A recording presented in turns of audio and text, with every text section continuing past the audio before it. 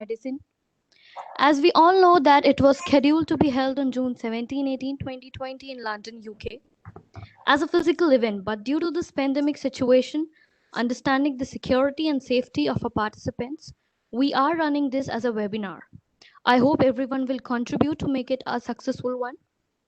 The urgent necessity to address mental health and to support those people who are most vulnerable and to psychological disorder is what brought all of us together from all across the globe to join in this webinar. I hope our aim to share knowledge and advancement in approaches to improve global mental health will be successful with this meeting. I think we shall start a program now. In this meeting today, we have 2 keynotes speaker and 1 guest speaker and 7 plenary talks. I hope everyone will join us soon. Now I would like to call Dr. Yosuhiro Kotera from University of Derby to give his keynote talk on positive psychology for mental health in UK social work students. You can start, doctor. Okay, thank you. Can you all hear me?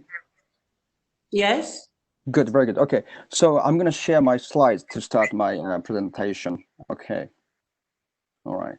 Okay, so let's see, share slides. Yeah.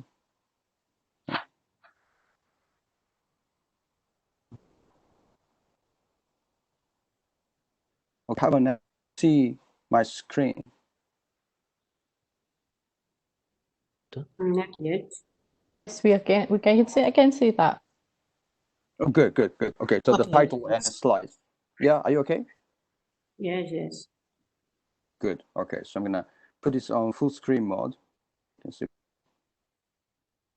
Okay, good. So, Bayap, you're from Cameroon. Yes. All right. How's the weather in Cameroon? It's very hot. Yes, it's hot now. Yeah, yeah. And how's COVID-19 going around in Cameroon? We are managing. Very good. Yeah, in the UK, we are not. So. Yeah. So, okay. So, this presentation is about, based on my studies, exploring mental health of healthcare students. And after this study, we've developed further of exploring what contributes to or damages mental health of healthcare students. And then in this presentation, I'm going to talk about what contributes to mental health. And first, I want to look at those images. And you know, for example, if I Google some word, and then I got those pictures, yeah, I want you to make a guess what word I looked up on Google to find these pictures. Yeah, what do you think? What word did I put in Google? Food, yes. You can use chat box, or you can just speak to microphone, but I can see fruit. yeah. Yeah, A fruit. lot of vegetables. Yeah, very good, very good. Yeah, thank you, very good. Yeah, I typed in vegetables to Yes. find those words. Very good. How about this one? What did I look up to find those images? How can you see chat box? Thank you for your comments. Flowers. Yes, flowers. Yes, I looked up flowers to find those. And the last one is most important. This one. What did I type in to find those images on Google? Yeah, this Some is people, tricky. there is a man, yes, in the mood. Yeah. It's a small child. Yes. Mm-hmm. It's also a plant. There's a plant here. Maybe it's Yeah, a plant. tree. Yeah, growing. tree, and also Yes, people. another tree with flowers and leaves. Yeah, yeah, very good, very good. Yeah, and also people running very kind of strong manner, and also this little boy, very cute, looking tough, strong, and also there's a ball bouncing. Yes, this ball. Yes. Yeah, yeah. So the word I googled this time was resilience. Yeah, resilience. Yeah, yeah. Resilience is often used, emotional resilience, ability to bounce back from difficult time. And compared to other two slides, the images of resilience is rather diverse. Some picture is about plants, and other picture is about people, or other plants about ball bouncing.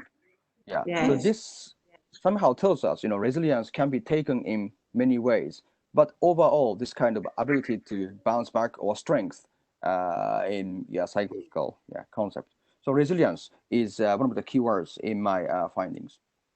So resilience is that the ability to bounce back from difficulties and ability to practice professionally, utilizing utilizing empathy, optimism, stability, honesty, and self-awareness.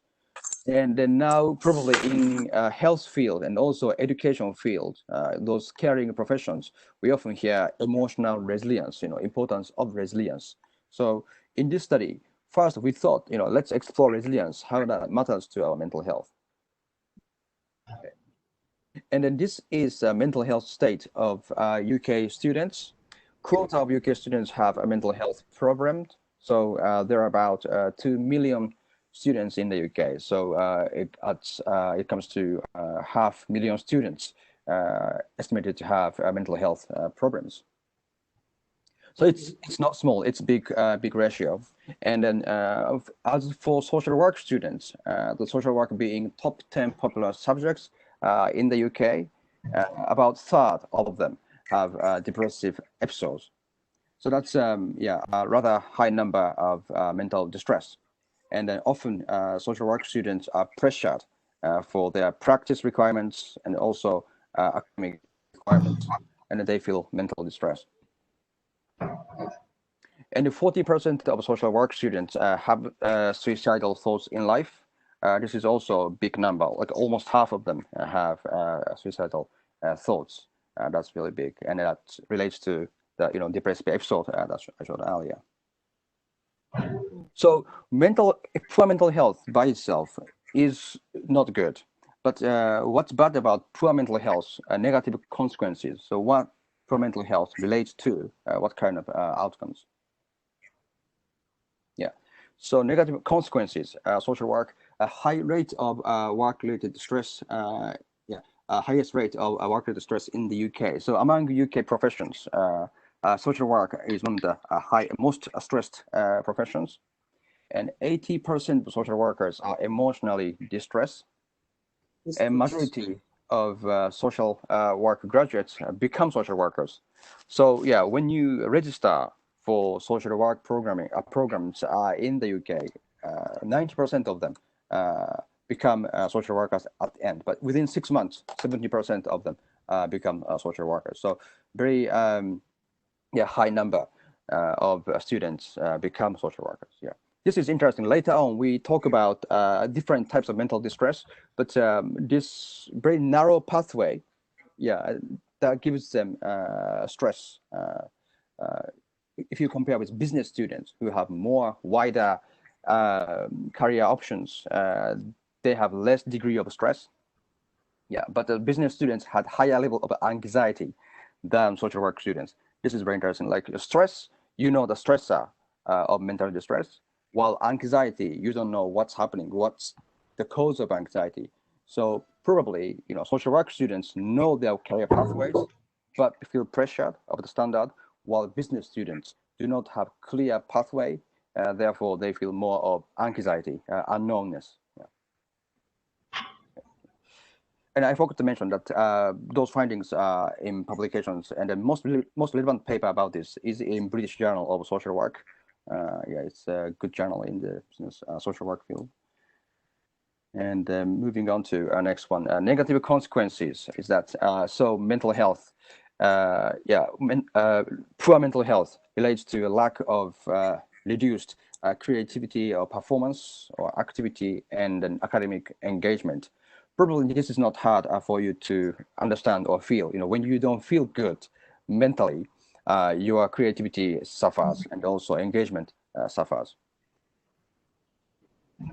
And then this can be detrimental because risk management is the heart of social work. Social workers are related to helping professions, caring professions. So it matters, how they feel during their workplace, during their work. is very important for their performance. That often relates to person's health. So this is very important topic to explore. So importance of resilience in social work. This has been highlighted more and more recently. This resilience is often used in social work field or other healthcare field. Important resilience, core skill for social workers, and then service users focus on positives, and social workers cope with difficult situations. So by using resilience, you can help that your service users or clients feel more positive.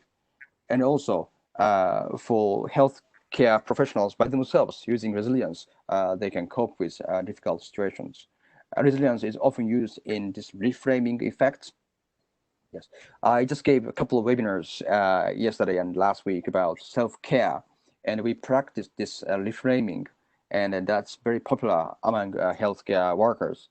And seeing the situation differently or thinking about your qualities differently is often useful. The exercise I often do with healthcare workers or other workers is that think about the personal qualities that you don't like much, and then reframe that quality.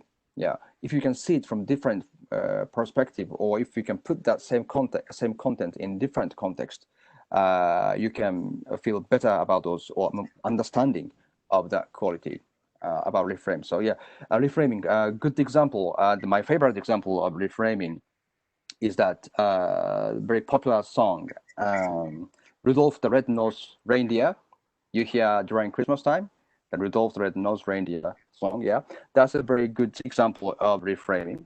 So Rudolph first felt very ashamed, of having red shiny nose, but Santa Claus reframed it. That because of your shiny nose, I can see things around. Then Rudolph, was happy to go around that day. So his state has changed from being ashamed to motivated. So as line manager of Rudolph, Santa Claus enhanced Rudolph's work productivity or work engagement, drastically. This is called context reframing. You think about better context of the same quality, and as a manager or as a colleague, you can provide, but your quality is really important. These settings kind of thing. That gives a very different relationship about your qualities. Reframing is very important. And importance of resilience in social work is that if your resilience gets higher, your mental health is better, and you feel more confident, self-efficacy, and compassionate, which is very important in caring profession. And also be mindful, the ability to paying attention to here and now. That's also important. Often, mental distress comes from thinking about future or thinking about the past. Interestingly, in Japanese or in Chinese as well, I think, the mindfulness is written as heart at now. Yeah, there are two parts. Top part is now, bottom part is heart. So bringing your heart now is mindfulness, and that's very important to have good mental health. And resilience can be developed and maintained with psychological resources such as motivation, self-regulation, optimism, and a positive mindset. So some theories say that resilience is has inherent part.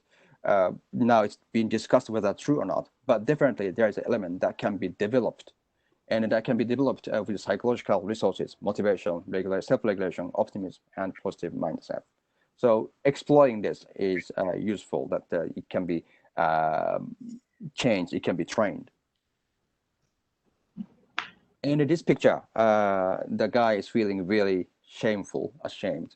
Social work students had high shame and negative attitude about mental health problems, MHP, mental health problems. We have published a mental health shame paper about social work students or other population as well, that this means that they feel ashamed of having mental health problems. And then a primary reason for social work students feeling shame about mental health is that we also looked into this. It's called caregiver identity. They have strong identity as a caregiver. So they believe they must be the one to give care. because I want to be a social worker or I am a social worker. Then because of this identity, they feel more shame when they actually have mental health distress. I'm the one to give care, I shouldn't receive care, that kind of thoughts going on. So shame is very important aspect to explore. Okay, and okay, yeah, positive psychological approach. So earlier studies, we found that mental health shame is high among this population. Not only them, but also social work students, one of them. And if you feel shameful about mental health, approaching them with mental health training, mental health seminars is not really effective because they feel shameful about mental health. So they wouldn't come to the training, or even if they are in the mental health training, they wouldn't be engaged or they wouldn't disclose because they feel shameful about mental health. So it's not a really effective approach. Yeah, think about something that you feel shameful about, and then someone comes to you, saying, do you want to, come to shameful training? Of course you wouldn't. Yeah, or you would go, but you feel still not completely open, completely engaging with the training. So, and also it's hard to think about something that to be removed, to be reduced. Yeah, if I tell you, do not think about pink elephant. Of course you think about pink elephant. Yeah. So if you approach with depression, depression training, of course, first thing you think about is depression. So instead of leading to that way, probably it's better to clarify what needs to be strengthened in those training. That's why we explored psychological aspect, a positive psychological aspect. Yeah. And the positive human functioning. So positive psychology is relatively new concepts, but becoming very popular now. That positive function, positive human function. So studying happiness, well-being, positivity. And one benefit of this study, this set of studies, is that you can focus on what to be enhanced. Yeah. So this is probably easy to our brain, that like identifying what to be strengthened, that what to be expanded. Yeah.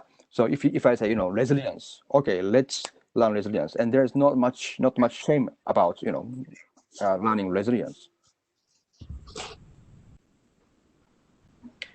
And then, so specifically, we looked into self-compassion, kindness to the self during difficult times, and intrinsic motivation. You do it because it is inherently interesting and satisfying. This is motivation theory, that self-determination theory categorizes motivation into largely three, but largely two. Intrinsic motivation is that you are inherently interested, curious, while extrinsic motivation is that you do it because you want to get something else external. So often people are motivated. Some people are motivated to get money, fame, status. That's the extrinsic motivators. And the motivation study says that extrinsic motivation is related to poor mental health. It's not hard to imagine, right? And intrinsic motivation is related to better mental health.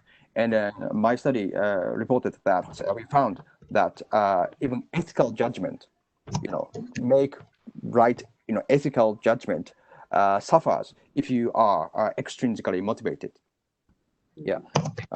So yeah, this is very interesting. Like intrinsically motivated people make fair ethical judgment, while extrinsically motivated people have a little bit less ethical judgment, because they are so obsessed with this external incentives. Yeah. And then what else is interesting is that hopefully today's participants are all in caring professions. Boya, are you in health field? Yes. Are you in health Yes, field? I'm a clinical psychologist. Great. Okay, good. And Sam, are you also in health field? I'm a professor of psychology in several universities. Great. Okay, great. Yeah. So, okay. What I'm gonna say is not gonna offend anybody. Great. Yeah. We also compared, motivation between healthcare students and business students, and healthcare students had higher intrinsic motivation, while business students had higher extrinsic motivation. So yeah, we know which group will make ethical judgment Anyway, yeah. Also locus of control is different. Yeah, true. Yeah, true. Yeah. Great, thank you. Yeah, and okay, and the last part is that engagement. Yeah, this is very popular topic in, like, for example, organizational psychology and also educational psychology. Engagement, how much you are engaged, and then you probably, in your organization, you have to report your staff engagement survey, those kind of things. Yeah. By the way, I put those pictures. One of those boys is my son. Now, back then he's 3 years old, but now he's 5 years old. And last year we got a triplet, 3 babies at the same time. Yeah, and they are turning 1 year old in 3 days. This Wow, year, congratulations. thank you. Yeah, thank you very much. Yeah, this year has been extremely challenging, but we are still living. We are still alive. So I think it's a achievement. Yeah, but yeah, I think I needed lots of resilience and self-compassion, and then those kind of things. Yeah, okay, good. So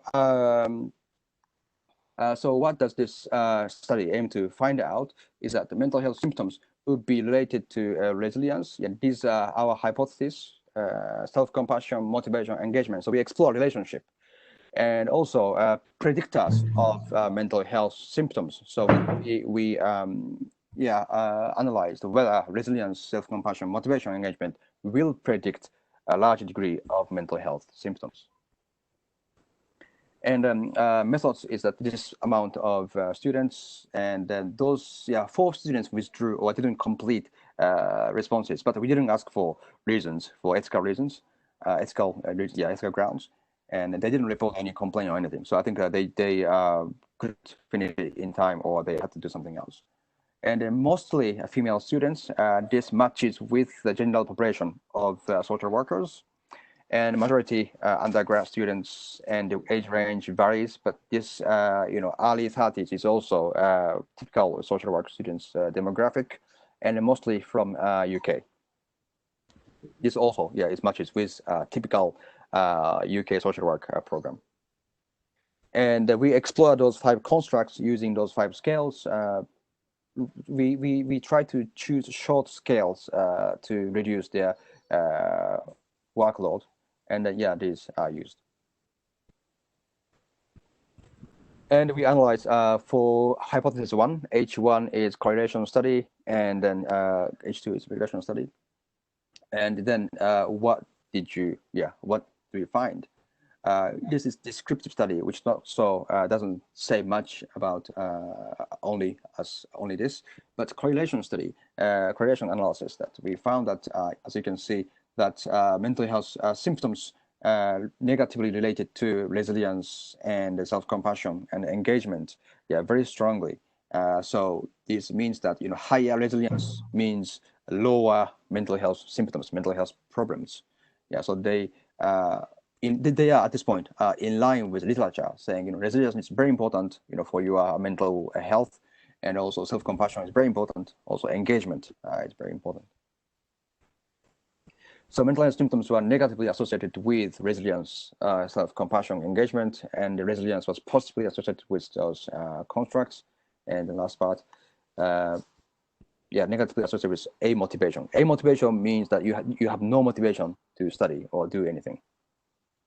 Okay. And then this is regression results, the only key point. And this was very interesting because that so self-compassion negatively predicted mental health symptoms. This is the same, similar to correlation analysis, but intrinsic motivation positively predicted mental health symptoms, meaning that if you see a student who are social care students in the UK who are intrinsically motivated, you can predict that students also have poor mental health, more mental health problems. So this was rather original or unexpected findings from our research. And also resilience didn't predict mental health symptoms. Okay, so mental health symptoms are related to those other 4 variables, partially supported. And then the second hypothesis about resilience, for example, predicting mental health, was not supported. So hypothesis too was not supported. So what can you say about those findings? Is that the correlation? If you look at coefficients, that self-compassion and mental health problems had higher coefficients than resilience. So that means, self-compassion is more strongly related to mental health symptoms.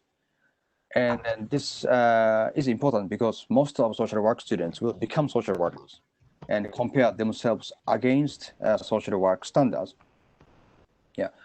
This is So this is another part, and it may explain their high self-criticism and negative mental health attitude.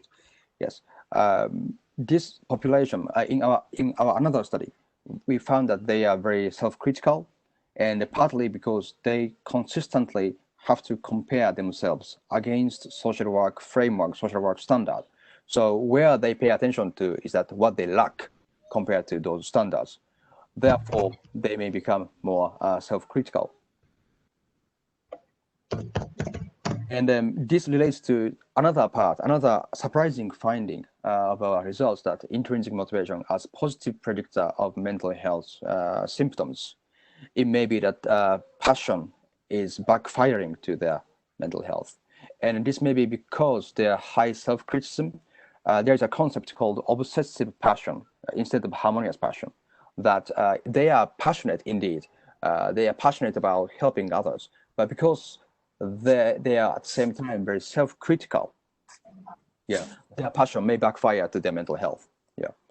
And in compassion studies, there's a concept called submissive compassion. Submissive compassion means that you are compassionate to others because you don't feel good about yourself. So by becoming nice to others, you can feel good about yourself. Kind of motivation, that kind of motivation to be nice to or compassionate to others is often linked to poor mental health.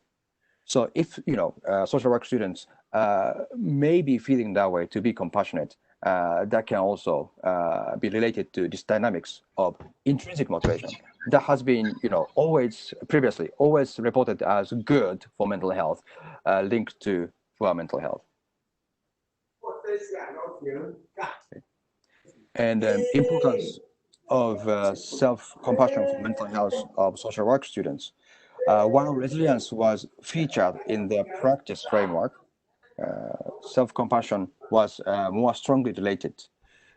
So this may be that now the word resilience is used almost like a buzzword.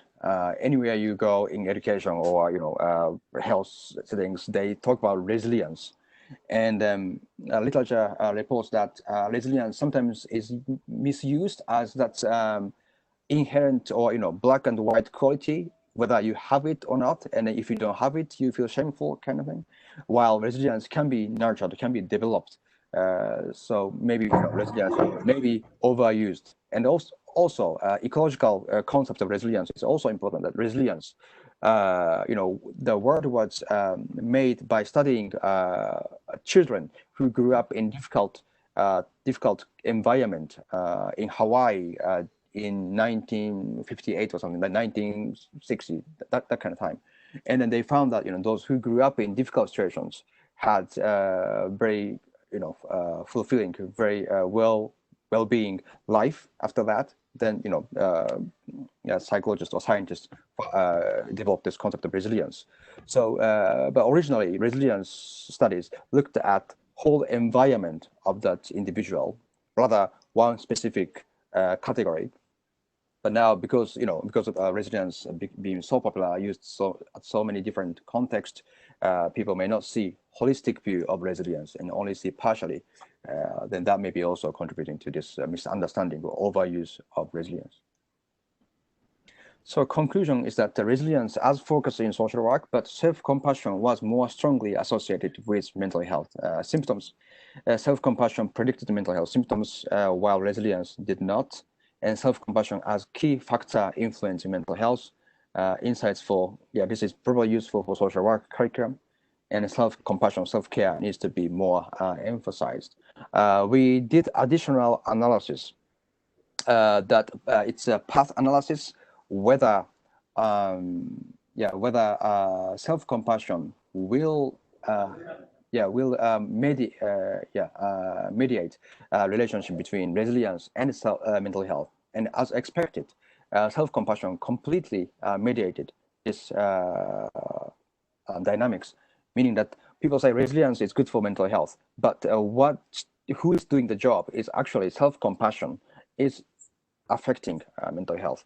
So this means that probably the current curriculum of social work should also focus on self-compassion.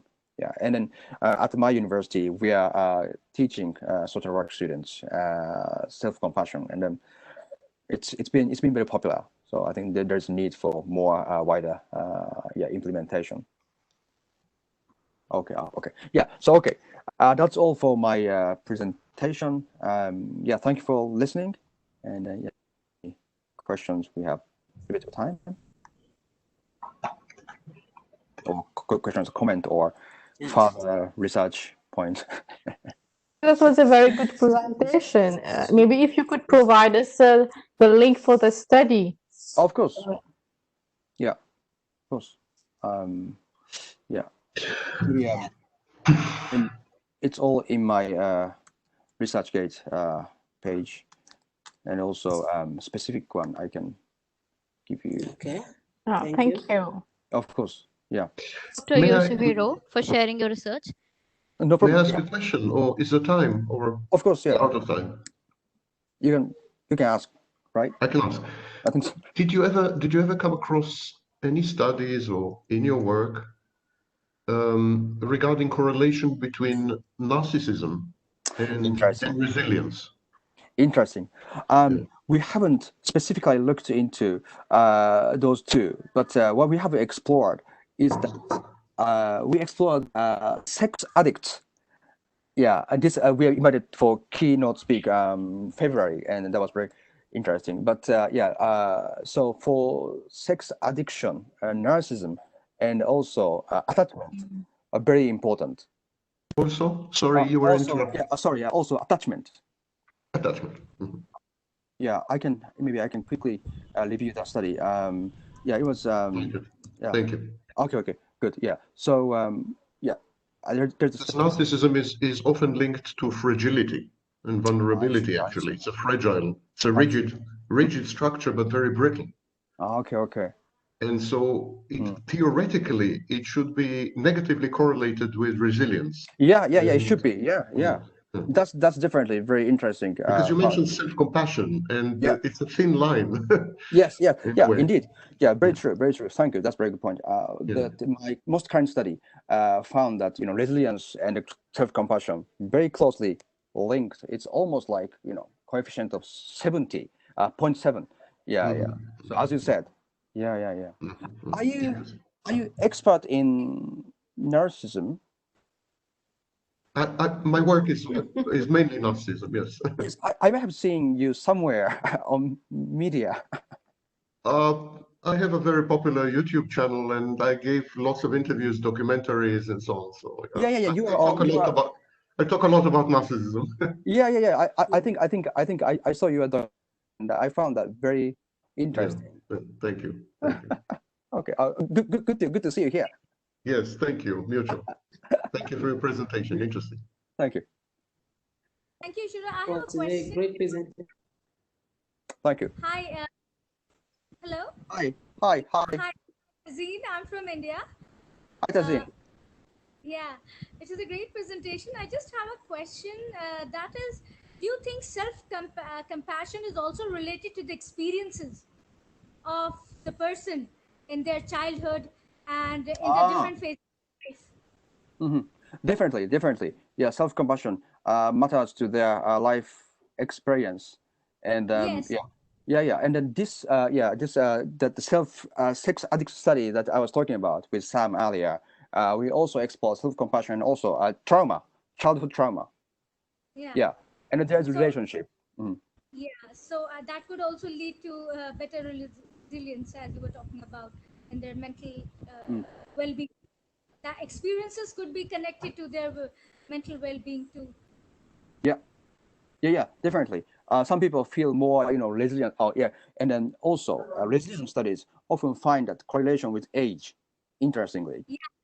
Yeah. So yeah, we saw in this sample of students that older students, mature students, had higher resilience. Yeah. Right.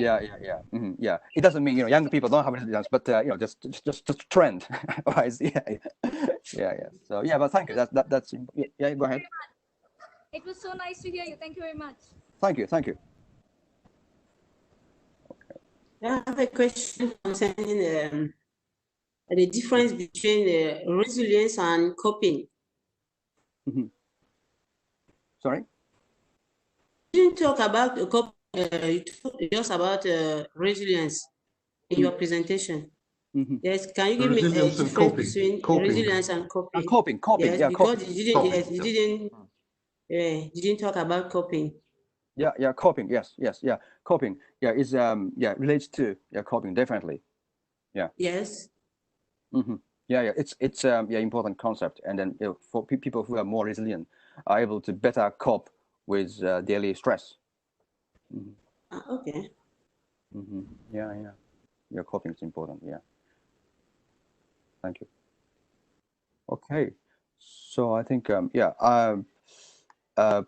if you are interested, all of you, that please get in touch with me, and I'm happy to stay connected. And if we can explore together in the future, that would be great. I think I put my information here. My Twitter is this, and maybe I can put my email address as well.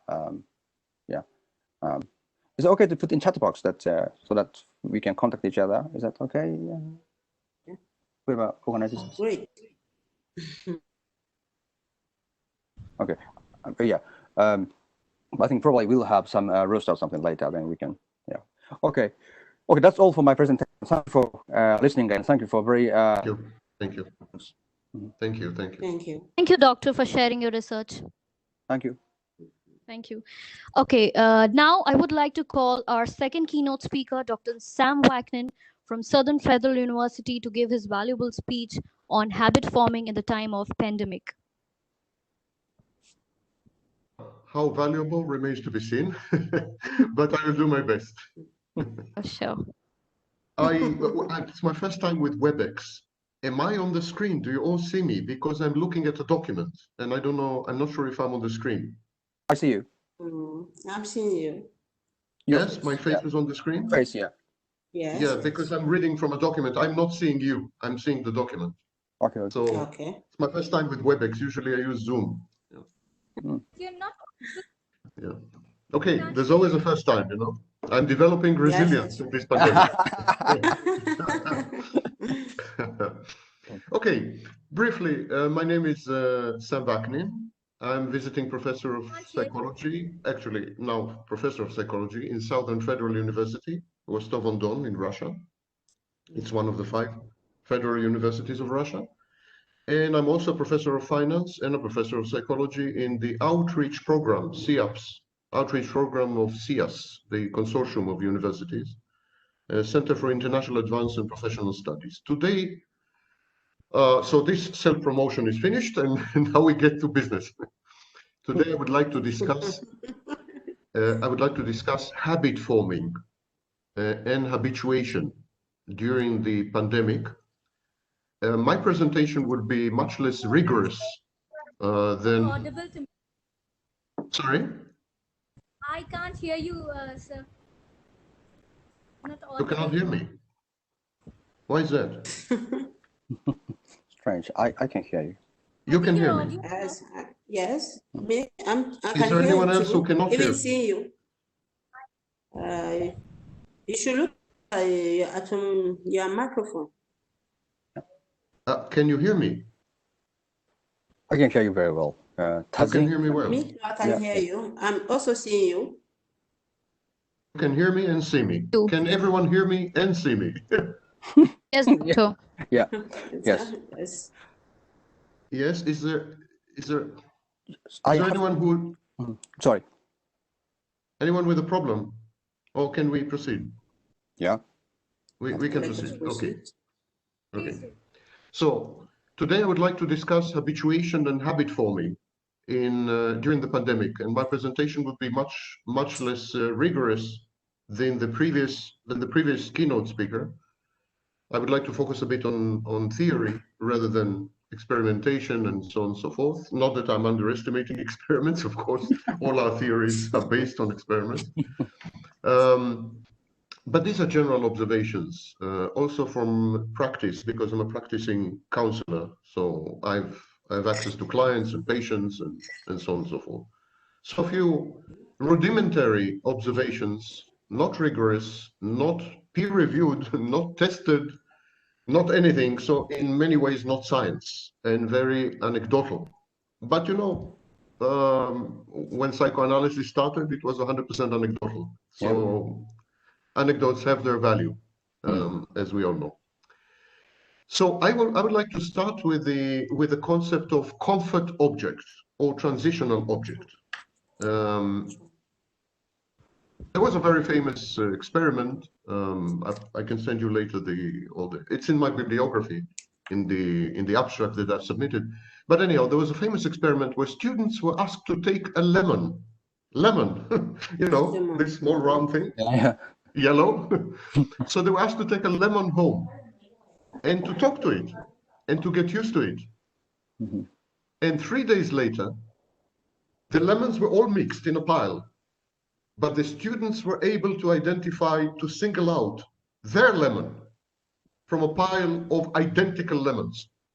In other words, the students seem to have developed basic attachment, a kind of bonding, and a form of relationship with the lemon that resembles very much the kind of relationship we have with a comfort object as children, a transitional object, for example, a teddy bear.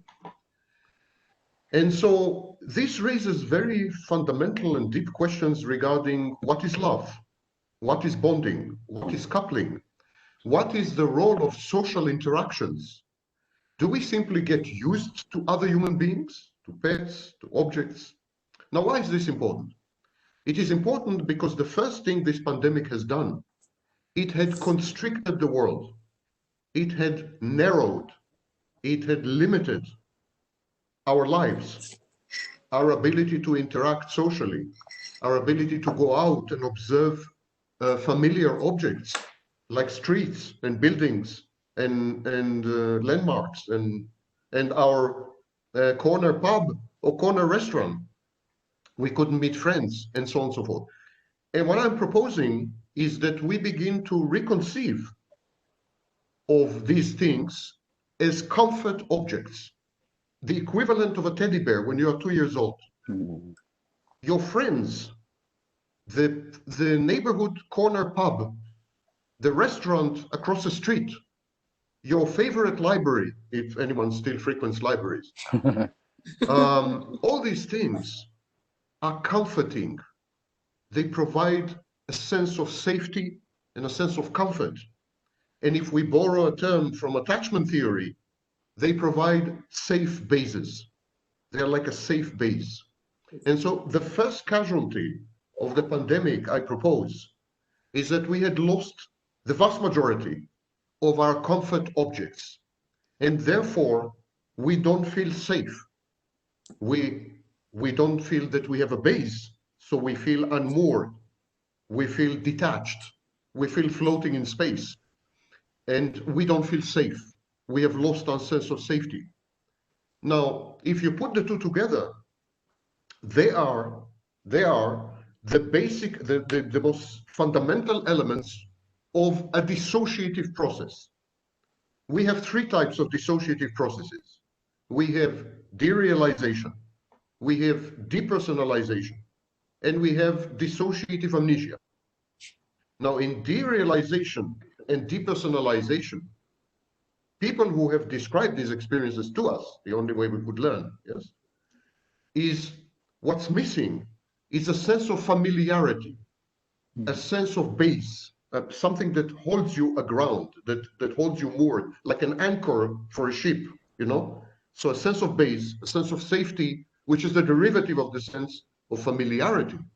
People described, in the case of derealization, a feeling that they have entered an alternative or virtual reality. And in the case of depersonalization, people describe themselves as having exited their bodies, observing themselves from outside and on a kind of autopilot.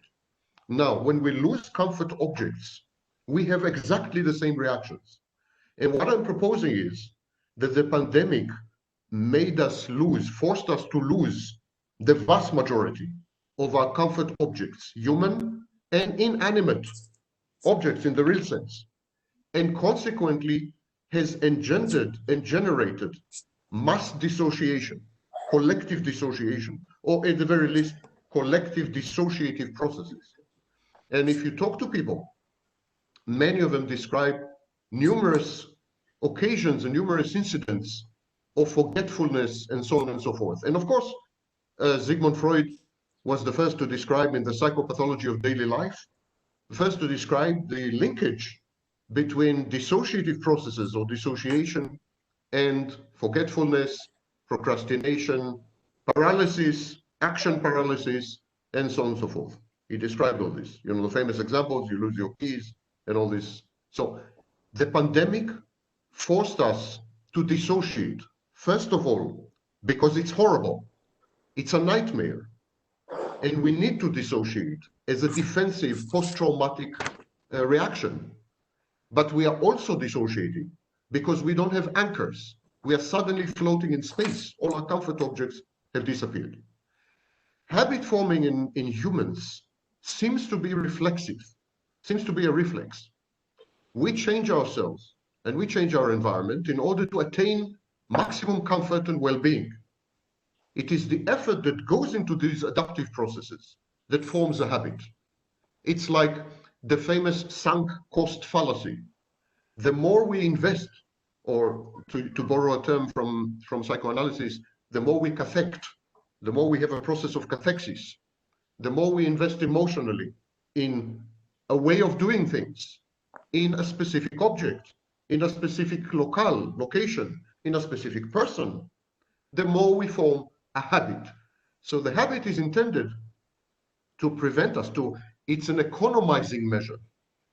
It's intended to prevent us from constantly experimenting, constantly risk-taking, and constantly relearning. It's the path of least resistances. It's an economic measure. But of course, the main thing, the main mechanism employed in habit forming is dissociation. When you drive a car, you dissociate. You don't think about your driving. You don't think, oh, now I'm going to turn the wheel. Now I'm going to look at the mirror. You don't do this. You do it automatically. And this word, automatically, is colloquial speech. What you are doing clinically, you are dissociating. Habits are ingrained, ossified, fossilized, rigid dissociations. The greater our well-being, the better we function, the longer we survive, the higher our resilience, presumably, and they all depend critically on habits, which are in effect forms of functional dissociation. So habits can be thought of as obsessive compulsive rituals intended to reduce and to fend off anxiety in unfamiliar settings and to provide cognitive closure. They also have a pronounced social function, and they foster, as I said before, bonding, attachment, group interdependence. Now, what the pandemic has done, it had removed our ability to exercise habits and left us only with a dissociative background. It had removed the objects of the habits, because habit is directional. When we implement a habit and when we act habitually on something, on someone, in somewhere. There's no habit in the air. Habit is critically dependent on context. Take away the context, and what you're left with, is merely dissociation without the complementary way of coping with dissociation, which is habit. Actually, when we get used to something or to someone, we are getting used to ourselves. In the object of the habit, we see a part of our history. all the time, all the effort that we had put into forming the habit and into the object of the habit. It is an encapsulated version of our acts, our intentions, our emotions, our reactions while forming the habit. It is a mirror reflecting that part of us which formed the habit in the first place. So, to cut a very long story short, habits are critical determinants of our identity. And it is virtually impossible to form certain types of memory without habits. That's why when we force people to change their habits abruptly, they develop memory disturbances. So all this creates a feeling of comfort. Comfort, we really feel comfortable with our own selves through the agency of our habits and our habitual objects. And because of this, we tend to confuse habits with identity. Very often when you ask someone, who are you? You ask someone, who are you? So the first thing they will say, they will communicate their habits. They will describe their work. They will describe their loved ones. They will describe their pets, their affiliations, their friendships, their hobbies, the place of residence, biography, accomplishments, material possessions. So all these are habitual. When you ask someone, who are you? What they do actually, in most cases, they provide you with an inventory list of everything in their lives, which is repeated, routine, habitual, in the good sense of the word. Sartre, the existentialist philosopher, he called this propensity bad faith. He thought it's a bad thing. He thought that when people are asked, who are you? They should talk about their essence, their quiddity. But the fact is, the reality is, that it's very difficult to divorce our identity, our essence, and our quiddity from what we do habitually. Take away all our habits, and you take away who we are. And this is the greatest, possibly irreversible damage of this pandemic. It has damaged severely, shattered in many cases, our identity. There's been a study published a few days ago, if I remember correctly, by the National Institutes of Mental Health in the United States, but I apologize if I get it wrong. But there was a study that right now, 34%, that's 34% of the population of the adult population of the United States have developed clinical depression, what major depressive episode, clinical depression coupled with anxiety disorders. 20% of them have comorbidity or dual diagnosis, comorbidity in this case, anxiety and depression. Many of them have dual diagnosis, coupled with substance abuse. So there is a tsunami, there is a real pandemic coming, a tsunami of mental health disorders. And we need to ask ourselves why? What has happened? We just ask people to stay at home for 2 months. You know, they weren't confined, they weren't incarcerated, they weren't threatened, you know, in any meaningful way if they stayed at home. They weren't, you know, they could consume Netflix, which is as good as anything. Why? Why did they disintegrate, decompensate, and in many cases acted out? What led to all this? And I propose that what led to all this is that the pandemic abruptly shattered the integrative process of our identity, which crucially relies and depends on daily habits, the familiar, the predictable, the safe. It took away our safety, and it took away our behavioral patterns, and it took away the cathexis, the emotional investment in these behavioral patterns, and it left us bereft, floating, dissociative, derealized, and depersonalized. In other words, people prefer to describe or to identify themselves with a derivative or secondary identity rather than a primary or autonomous identity. Most people, if you talk to them, they will connect themselves somehow to something. If you isolate a student, some students are human beings. So if you isolate a student in a laboratory and you ask them to describe their self, to talk about their selves in almost, I would say, the Jungian sense, the constellated self. Very few would talk about internal processes, internal landscape, psychodynamics, very few, if any. Most of them will immediately start to talk about their environment, human environment, non-human environment, social environment, including aspirations and inspirations. So, in other words, most of them will give you a contextual answer, a derivative secondary identity, an identity that is derived from whatever, from materialistic goods, from social roles, for example, anti-racism, for whatever, but always derivative. Extremely few of them would talk about primary or autonomous identity, the stable sense of one's kernel of self and one's self-worth.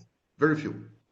And surely all these externalia and paraphernalia, they do not constitute identity, but they are like boundaries.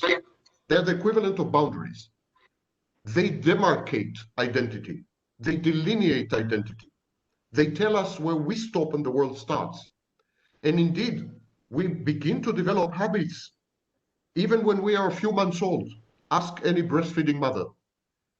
Habit is the first thing we develop, long before cognition, long before emotions, long before empathy. And you know what? Long before we have a brain. We have like half a brain, 1/3 of a brain, 10% of a brain when we are born. And yet the first thing we do is develop a habit. And removing these habits has catastrophic effect on people. As people feel comfortable and relaxed with habits, they feel they have an identity with habits in the truest and deepest sense. And taking away the habits is not just a minor issue of adjustment. It's a challenge to mental health. It's a simple mechanism of deception that binds people together. Deception. I'm using this word judiciously. A mother feels that her offspring are part of her identity. Why? Because she's used to them. Her well-being depends on their existence and availability. Any threat to her children is perceived by a mother as a threat to her own self. Her reaction, therefore, is strong and enduring and can be recurrently elicited by threatening the children. So, and why is that? Because we all create narcissistic spheres, narcissistic in the good sense, narcissistic spheres, where we appropriate, where we kind of merge with, fuse with everyone and everything around us. We get emotionally bonded to objects, inanimate objects. Ask anyone with a car, you know, people get attached to cars. They get attached to their smartphones. They get attached to their wives, hopefully. Smartphones, I'm sure, but wives, I don't know. So they get attached to the inanimate and to the animate because we tend to have a sphere. We don't have a pinpointed identity. That's an idealization that we are using in psychology. Exactly like in physics or mathematics. In mathematics, we use a point. Point doesn't exist in mathematics. And a point doesn't exist in physics, but we can't do physics and mathematics without it. Similarly, we assume a point identity, but of course it doesn't exist. We are all spheres of influence. We all radiate a giant wave which takes into our identity everyone and everything around us. Take everyone and everything around us away, and we have no identity left. And what do we call such a condition? What do we call a condition where identity is challenged? Hyper reflection. It's psychosis. It's a psychotic condition. Psychosis doesn't have to be a raving maniac like in the movie Joker. Yeah. Psychosis is a pernicious state of mind. It can be very slow. It can be even non-detectable. As early as 1942, Harvey Cleckley wrote the book The Mask of Sanity, where he compared psychopaths to psychotics. And he says very clearly in the book, and he's right, he dealt with psychotics for decades. He says very clearly in the book, you know, psychosis is a process, and very, very often non-detectable process, underground process, pernicious process, by osmosis. And the pandemic provoked, I venture to say, psychotic processes in all of us, even if we think that we had been spared because we are in a webinar. We had not been spared. All of us are reacting extremely badly, and the character and nature of some of our reactions would easily qualify as psychotic. The truth in the example of the mother is, of course, that her children are part of her identity, even if it is only in a superficial manner. You remove the children, you make this mother a different person. It's true, you make her a different person in the phenomenological sense. So some may argue that it's a shallow sense. Most mothers would disagree. The deep-set true identity of a mother does change if you remove her children. Children are taken away. Children die at times. The mothers go on living, but they are changed. So other people are critical to us. What is this kernel of identity that I'm referring to? This immutable entity, which is who we are and what we are, and which ostensibly is not influenced by other people. Is there such a thing? Can we resist the breakdown of habits, the removal of everything that's familiar, our isolation, and can we survive all this? Apropos the question about coping. Well, I don't think so, honestly. Anyone who had conducted studies on prisoners in isolation, you know, there have been studies on prisoners in isolation, including by the famous Robert Hare and others. Clerkley himself conducted studies on prisoners, Karpman, others. So the prisoners react very, very fast. It takes weeks for the prisoner to totally these are tough cookies. They're not, you know, these are tough people. And they disintegrate completely. So this elusive, loosely interconnected, interacting pattern of reactions to our changing environment, this thing that we call personality, like the brain itself, it's difficult to define or capture, or like the soul, if you are religiously or spiritually inclined. So you could even argue that it doesn't exist, that it's a fictitious, idealized convention. But I don't think so. Everyone, we know that we have a personality. We feel it, we experience it. That's enough. We don't need to measure it. We don't need to capture it in a lab. If it has an effect on us, even if it is a mere construct, like the ego, it's a construct, but it's a meaningful construct. It is an organizing principle. It is an hermeneutic principle, provides us with explanation, imbues our lives with meaning, the concept of personality. It encourages us to do things, self-compassion. What is self-compassion without a self? You need a self to have self-compassion. So sometimes it encourages us to do things, sometimes it prevents us from doing things. It can be supple, it can be rigid, it can be benign, malignant, open, closed, I agree. It's very variable. Its power, the power of this construct is exactly because it's loose. It's open-ended. It's able to combine, recombine, permute in hundreds of unforeseeable ways because there are hundreds or thousands or millions or billions of personalities, metamorphoses. And the constancy of these changes, it is exactly what gives us a sense of identity. And I'm coming back now to the pandemic. The pandemic constricted our world, created artificial constriction. Because it created artificial constriction, it rigidified our personalities. Why? Because change is prohibited. Change is prevented. We can't change. We need to change all the time. Personality is a dynamic construct. Take away the dynamics, you don't have psycho in psychodynamics. So the pandemic, I would say, reduced the velocity. You know, in economics, in my other hat, I'm economic advisor to governments. So in economics, we have a concept called the velocity of money. It's how many times money changes hands. The bigger the velocity of money, the more it changes hands. the more healthy the economy. It's the same with a soul, with a personality, whatever you want to call it. The more it changes, the more it is exposed to the environment, the more it is reactive, the more it is dynamic, the healthier it is. Personal growth is fostered and engendered by challenges, by changes, by mutating environments. That's how we thrive. And the pandemic took away all this. And actually, when the personality is rigid to the point of being unable to change in reaction to shifting circumstances, how do we call this? We call this personality disorder. One has a personality disorder when one's habits substitute for one's identity, when there's no growth or change. Such a person identifies himself with his environment, taking behavioral, emotional, cognitive cues exclusively from the environment, and his inner world is vacated. His true self is kind of an apparition or a shadow, or to use Jung's expression. And so such a person is incapable of loving, incapable of living. And he's capable of loving because to love another person, he must first love himself, and there's no self.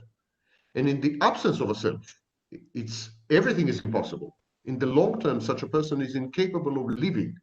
His life is a struggle toward multiple goals in a changing environment. It's a striving, it's a drive at something.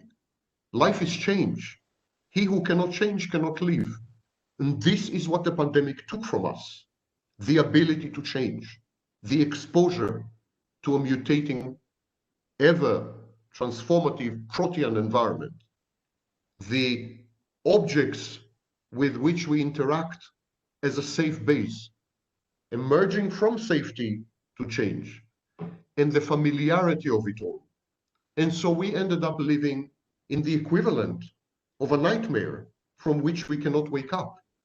And this is as good a description of psychosis or psychotic disorder as I've ever heard. Thank you for suffering me.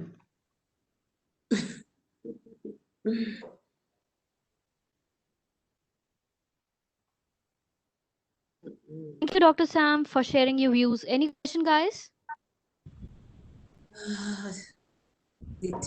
Things were very clear. They talked about habit and identity. Hello? Yes, I'm with you. I just can't see Yes, anyone. Sam? It's strange. Yeah. Can you see me? Because I can't see anyone. I'm seeing you. I'm seeing you. Okay, my condolences. Okay. You talked about habit and identity. I didn't notice. I beg your pardon. I want to say that I'm a free speaker, so that I just manage with English. So just try to support me. I want to know the real difference between. Perfect. I don't know why you're so self-deprecating.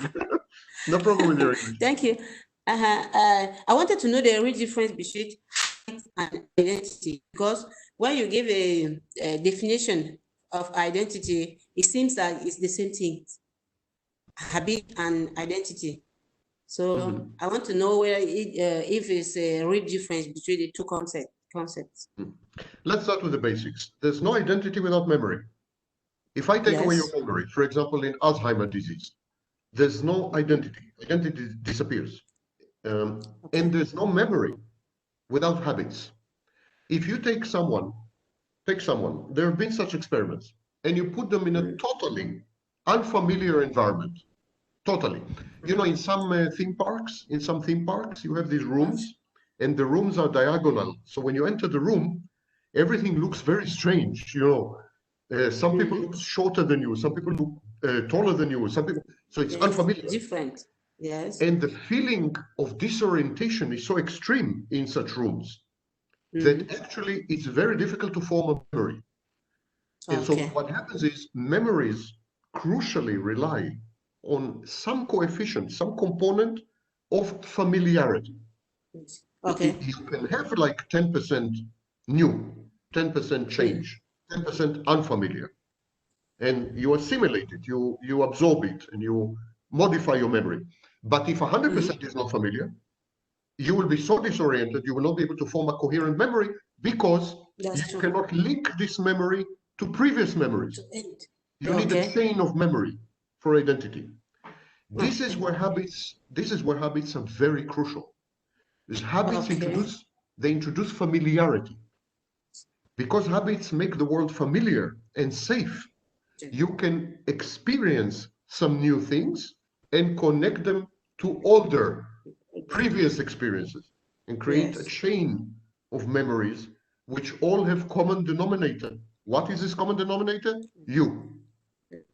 You are the common Okay. denominator.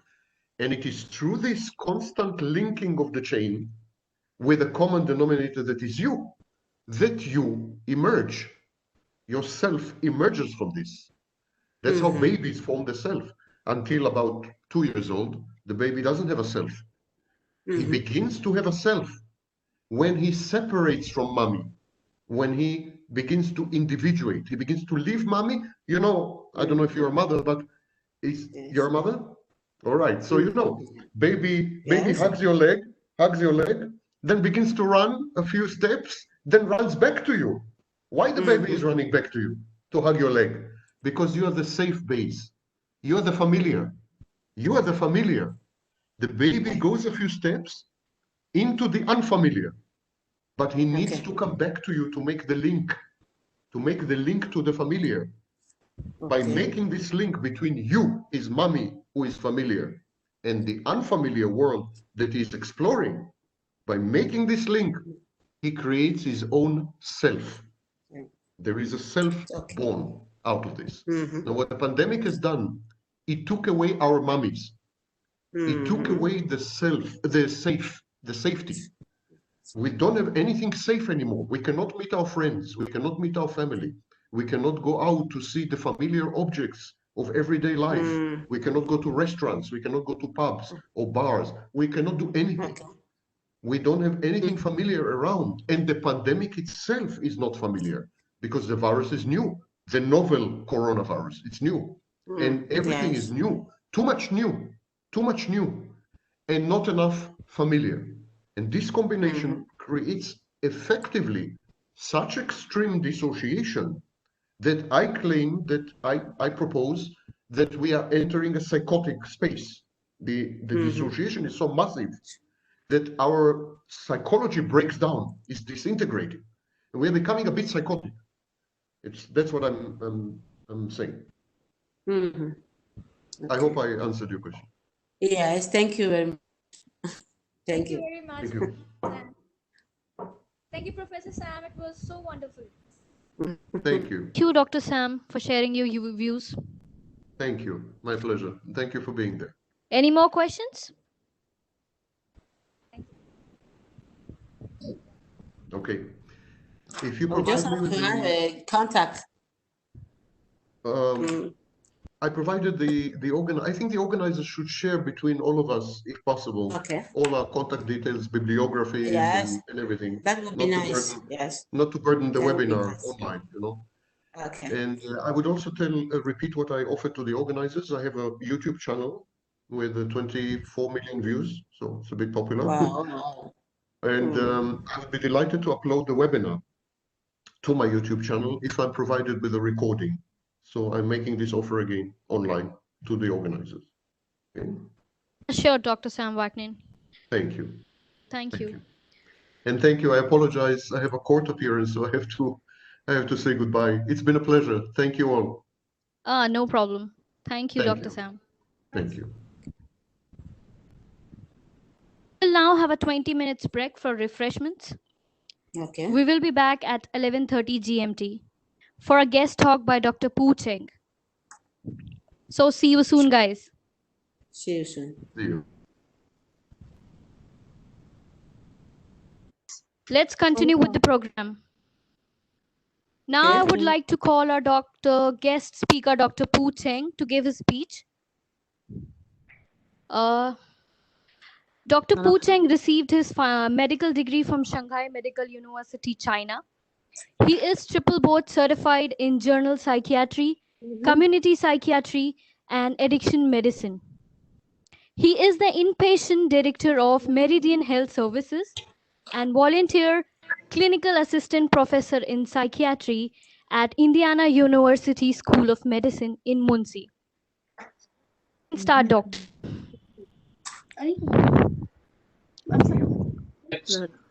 Thanks for the introduction. So I will share the screen for my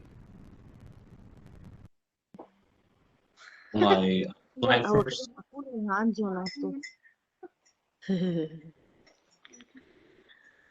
Give me a minute.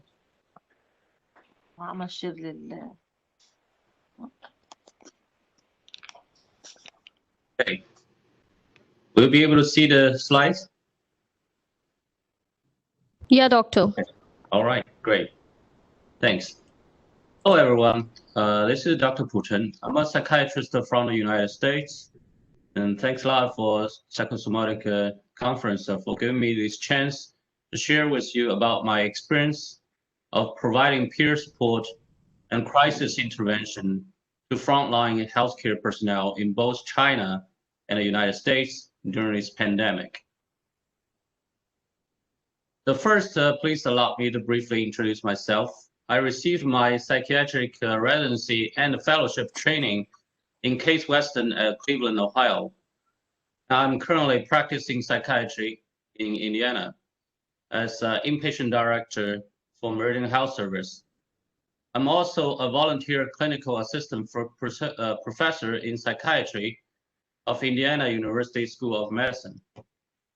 I'm triple boarded in general psychiatry, community psychiatry, and addiction medicine. I'm the founder of Wuhan Peer Support Project and also the co-founder of Physician Support Line. Both are grassroots peer support group, which I will talk in detail a little bit later. First, disclosure. I have no financial disclosure or conflict of interest with the presented material in this presentation. But nowadays, COVID-19 is the biggest topic now, and it should be, as it affects the entire world and millions of lives. So we all work together to cope with this change and try to find an effective way to fight this pandemic. So first, let's see how it started and spread all around the world. So we can see here in December 2019, that's the first case reported in Wuhan, China. Then January 16th, the first case surfaced in Japan.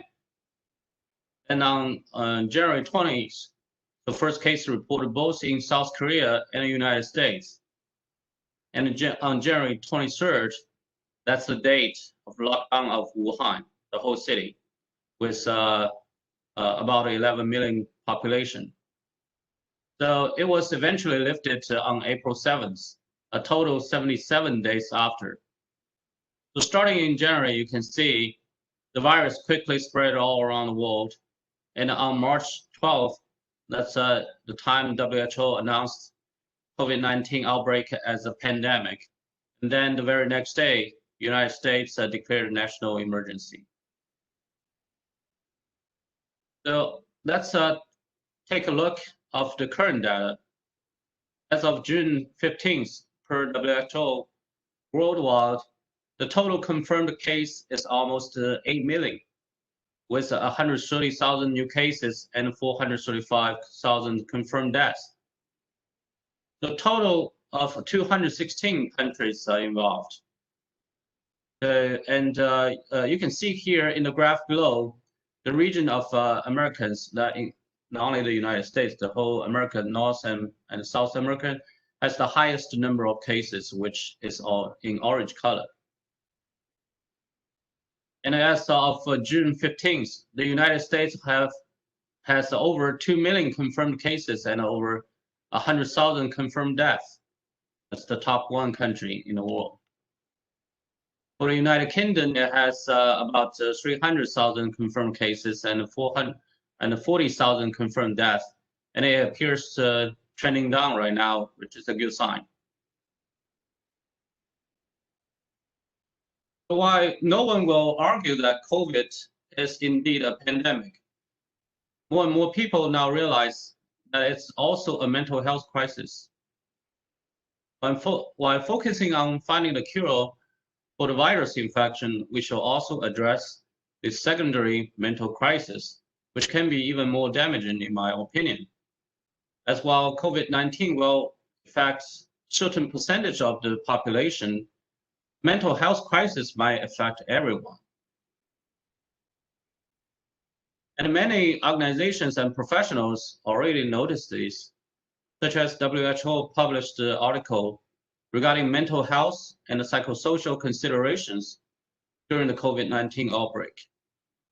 US government officials and agencies are currently making policy changes accordingly, and professional organizations such as the American Medical Association and American Psychiatry Association are publishing guidelines and resources for healthcare workers to follow as references. There are also a lot of media coverage about this incoming crisis, both on traditional media and the internet. And there are many stressors leading to mental health crisis in this pandemic. I divide them into two main categories. Primary stressors, including people constantly worrying about getting the virus. And if someone indeed get infected, he might worry about death immensely, as it can indeed be lethal. Or someone witnessed the family members or others died from COVID, and it can be very traumatic. Second, stressors including losing jobs, such as the United States now currently experiencing the highest unemployment rate, that can lead to financial stress. And the stay-home order has already been here for almost 3 months, and everyone is really stressed out. And children stay in the home, cannot go out, cannot go to school, can certainly cause a lot of stress to themselves, and leading to conflict with family members as well. So all these can lead to mental health crisis. And there are particularly some populations are more vulnerable to this mental health crisis. So for the public as a whole, anxiety is the most common issue. And for people who are in, I call it, suboptimal mental health status, it can be easily pushed over the edge and develop mental illness. Existing mental health patients can also have symptom exacerbation due to decreased access to mental health care. And patients suffering from other illness might experience disruption of care because the reallocation of the medical resources.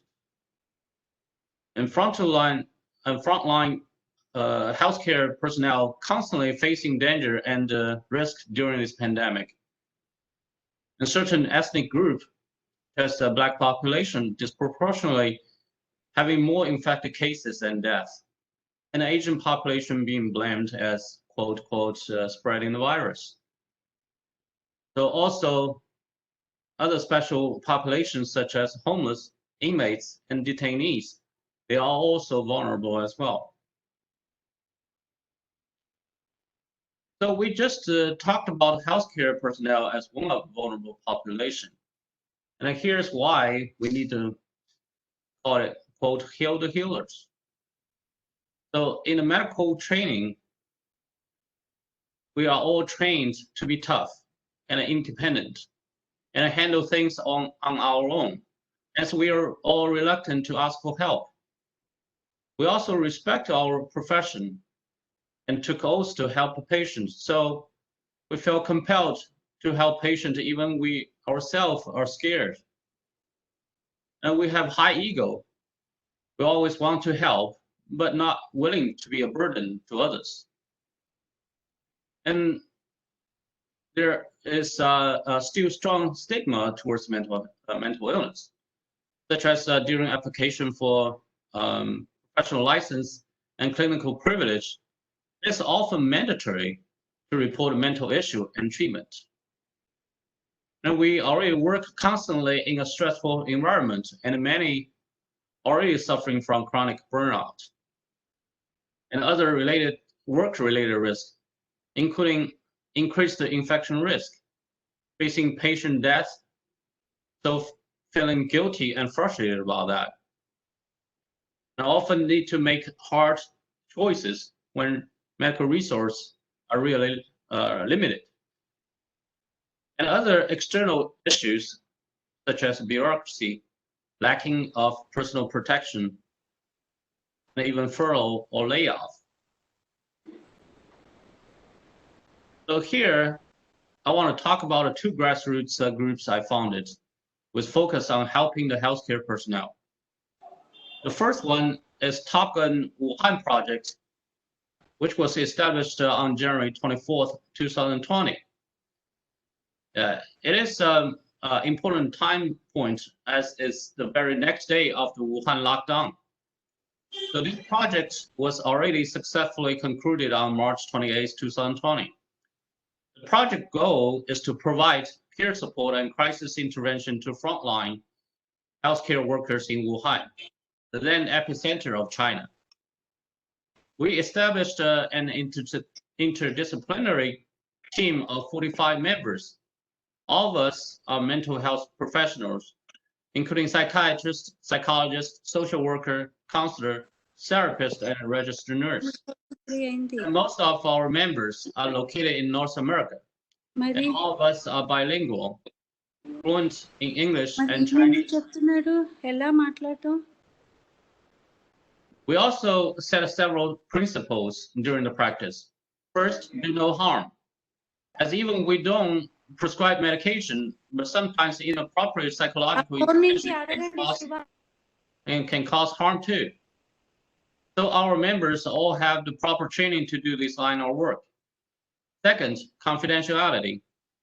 Although China does not have a particular law about confidentiality, but we all held ourselves to high standard to keep strict confidentiality. And we emphasize this is a peer-to-peer support instead of a patient-doctor relationship. And we only provide a short-term crisis intervention and not the long-term relationship. And our goal is pure and simple, which is to help our colleagues on the front line and no conflict of interest at all. And we implied a novel approach using the most popular social media in China. It's called WeChat, which is similar to WhatsApp, to conduct the intervention. This is because it's the most accessible way for us to engage the Chinese frontline healthcare personnel. And we set up two chat rooms in WeChat parallel to each other. One is for our team members, just like the back office, and the other one is our main workplace, and it has about 300 local frontline healthcare workers. Basically, we engage the healthcare workers in a work group, then invite them to a private chat room with consent and do the most intervention there. We also do some groups as well. We mainly use cognitive behavior therapy and motivational interview techniques, while other therapy techniques are also used. We set up an on-call system. It covers up to 16 hours a day.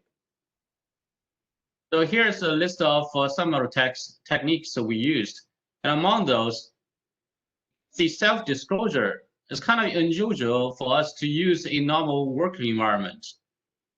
But in this situation, it serves an important role in this online communication to gain the trust, especially in the beginning of this project. And an active and reflective listening is the most important and effective tool we use. Provides a safe and trustworthy environment for them to speak out their deep feelings is a very important and powerful intervention. So here is our series of 10 emotional stages derived from our observation of the emotional changes of Wuhan frontline healthcare personnel in our line of work. So I'll briefly explain the stages here. The stage one is bewilderment.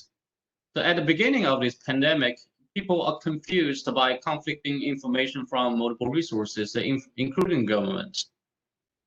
Then stage two is shock. It's when they finally figure out the impending danger. The stage three is the anger. mostly towards the authorities due to slow response and inaccurate information. And then they move to stage 4, which is anxiety. For healthcare personnel, they mostly worry about themselves and family well-beings. And stage 5, burnout, because a lot of patients rush into the hospital, jam the hospital system, and the healthcare system is close to breaking down. So the healthcare workers, they are overwhelmed about the works and the chaos. And stage 6 is desperation, and they start to lose hope because they don't have any effective treatments, and they see things are only getting worse. And stage 7 is acceptance. They start to face the reality and try to find a way to deal with it and find the treatment. And stage 8 is hope. So with the improvement of the situation, slow down of the pandemic, they start to regain hope. And stage 9 is recovery.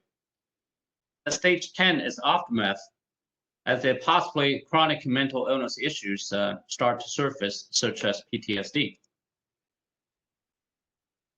So here is a graph to show the time correlation of the involvement of the epidemic in China and these 10 emotional stages. For example, you can see stage 6, desperation, happened at the peak of the pandemic. And the stage 8, hope, happened when the curve was clearly trending down.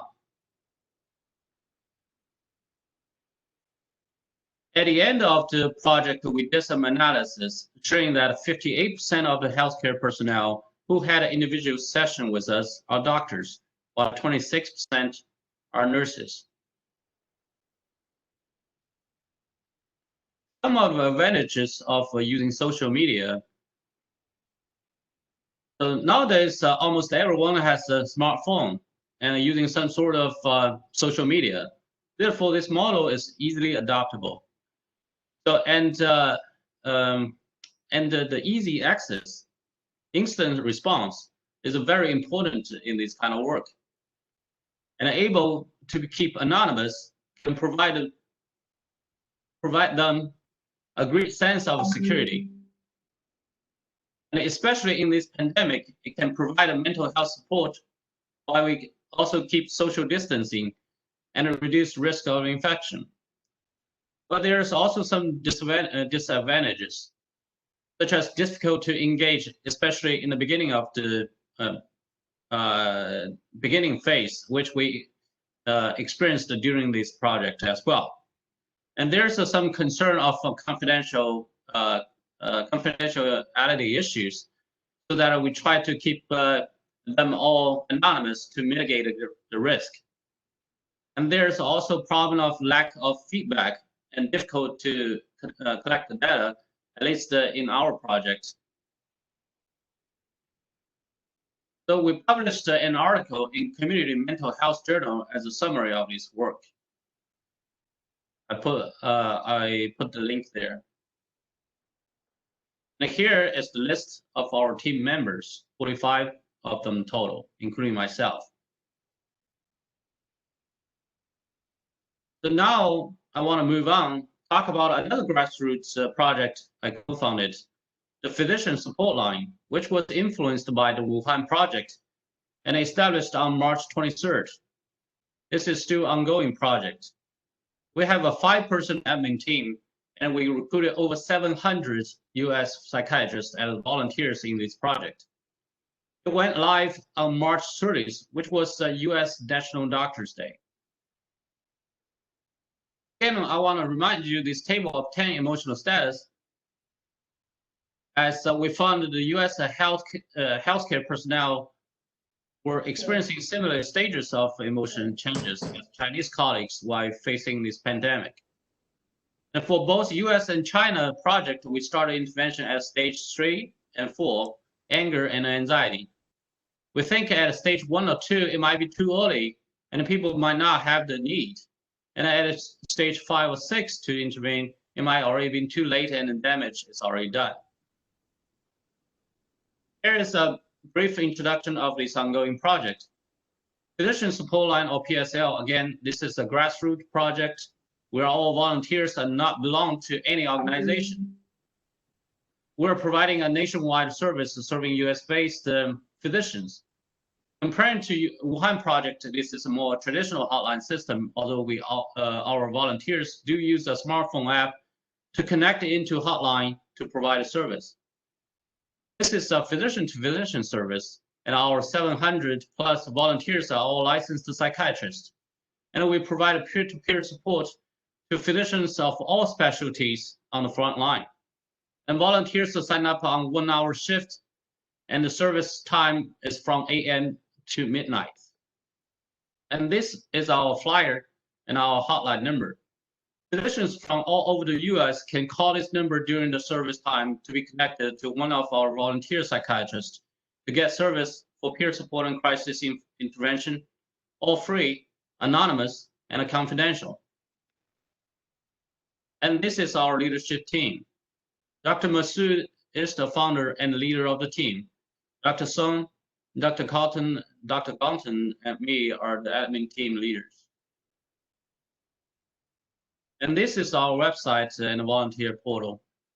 The website is www.physicianspotline.com.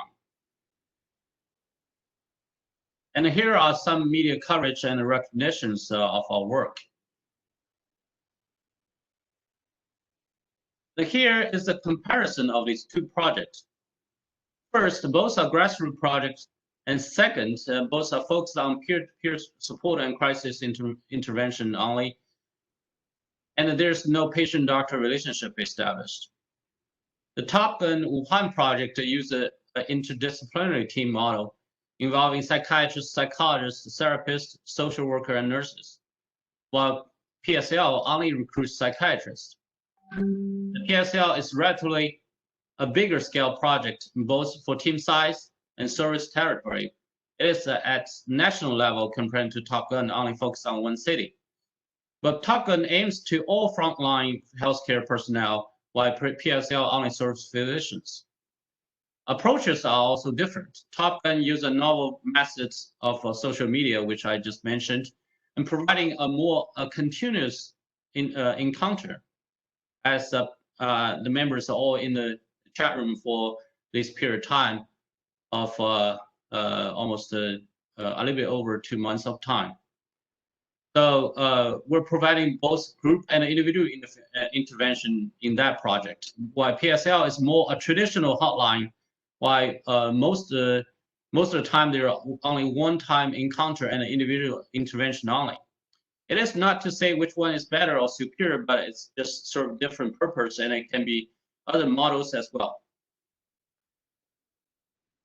And I also want to point out the volunteer members, they also can get traumatized as well, especially when ourselves are facing all the stressors associated with pandemic at the same time. So close monitoring the burnout sign of the team members is very important, and provide intra-team support or ask them to take rest if needed is important. Something else to consider, including legal issues, such as licensure requirement, malpractice insurance, and privacy laws. And also cultural awareness and political environment should also be carefully considered as well. So COVID is a pandemic and affecting the whole world. And COVID-induced mental health crisis affects everyone. Hence, it will need all hands on deck, including government, professional groups, grassroots organizations, individuals' involvement to fight it. This should be truly a global effort, just like this international conference having speakers from all over the world to share their expertise. And the United States is not the only country affected. I think we should communicate each other to find the best way to cope and fight this pandemic. And united, we stand strong. This is the end of my talk. Thank you very much, and stay safe. Thank you. Thank you, Dr. Cheng, for sharing your research. Thank you, Dr. Any question, guys?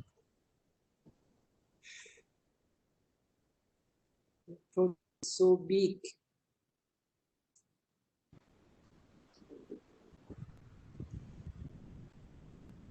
I have no question.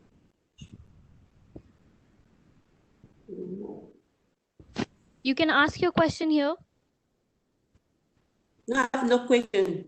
I was saying that the project is so big. They have done a lot of job. Here in Africa, it couldn't be possible to do such project. See, every country is different. Yeah, the Yes, resources are that's all true. different. Yes. Congrats. It's a great job. Thanks a lot. Thank you, Dr. Cheng. Right. Now we have to continue our program with the plenary talks. I would like to call the first plenary speaker, Dr. Tazeen Jamal Siddiqui from Mansha Educational Society, India, to give her talk. Very good evening. And first, I'm very thankful to the 37th International Conference on Psychiatry for giving me this opportunity to share my knowledge and also hear the great minds of the world. And I really felt nice with each one of you. You all were amazing. Well, in this pandemic, feel is that what we are kind of losing because the fear is getting embedded in our hearts. And at this pandemic, one thing that we really need today is a leadership. And every human is a born leader, but few make it to the strength of its words.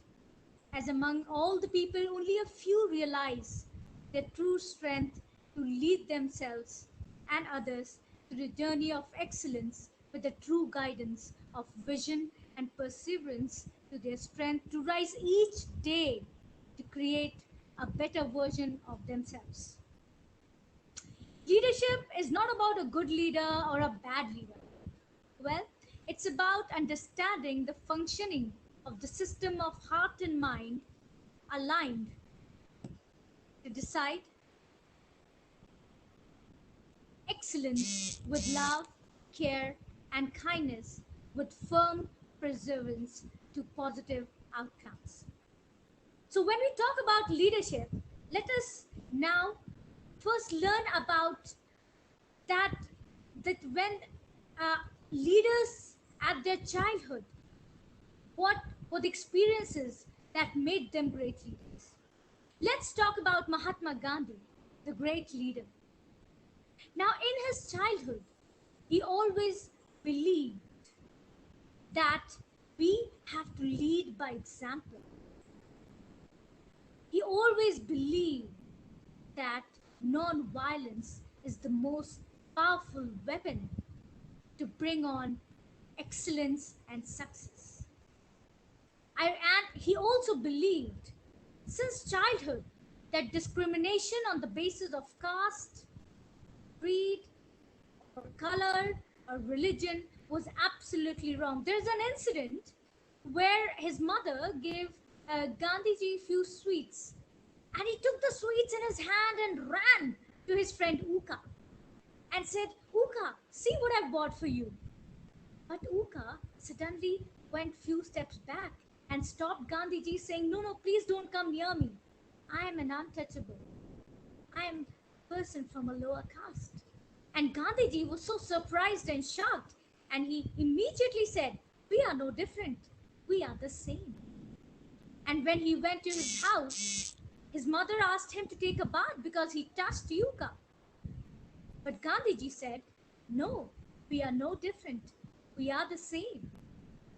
And this was the thought process at such an early age that he nurtured and became a great leader. And same goes with Nelson Mandela. In his childhood, He also believed that discrimination on the basis of caste, on the basis of color, was absolutely wrong. And these thought processes at the very childhood actually transform the heart and mind to rise not just himself but others with excellence and transform the whole nation with it. Now, on the contradiction, if we talk about Hitler, he was also a leader, but why he was an aggressive leader? Because Hitler in his childhood was very much went through a lot of pain. He was beaten up with his father, and he was always into a dilemma, into so much anxiety, and into so much stress of not having the power. He felt helpless when he was వాళ్ళ badly beaten. Voice ఎందుకు రావట్లేదు? So he was always, that's why he was into this chaos that why am I so helpless? And he was so much into intensified need of power that when he got the power, if he instead of transforming it into a good way, he actually, because of his experiences, he actually transformed into an aggressive leader just because of the childhood leadership quality. So the childhood transformation of thoughts, the childhood transformation actually realizes a person what is right and what is wrong, no matter what the world says. But if the child has this thought process that what he's thinking is into the right direction, where the right direction of justice, the right direction of love, the right direction of kindness, actually make a person a great human being and a great leader.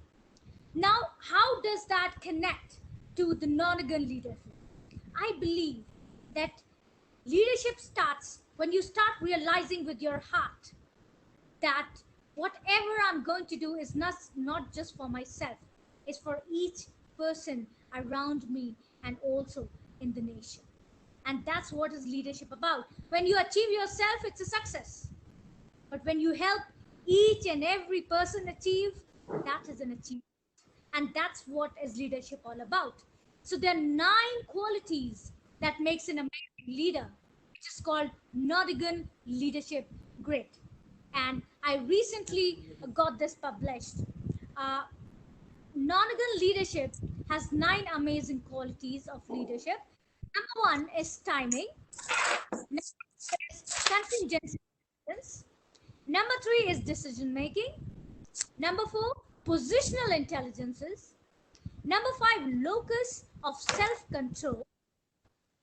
Number 6, passion, interpersonal communication skills, positivity. And when we break these qualities and these leadership grid, then on we bring on the great leadership. Let's talk about the timing first. When I say timing, it has nothing to do with the clock. It's all about your timing of the right words that you use during discussion with your friends and colleagues. It's your right timing of non-verbal communication in the situation when you meet the person for the first time. Informal and formal. Well, you should greet, initiate and start a great conversation with a smile to bring the other person in the comfort zone of interaction. So this is what timing is all about. Second, contingency intelligences. Now, what is contingency intelligence?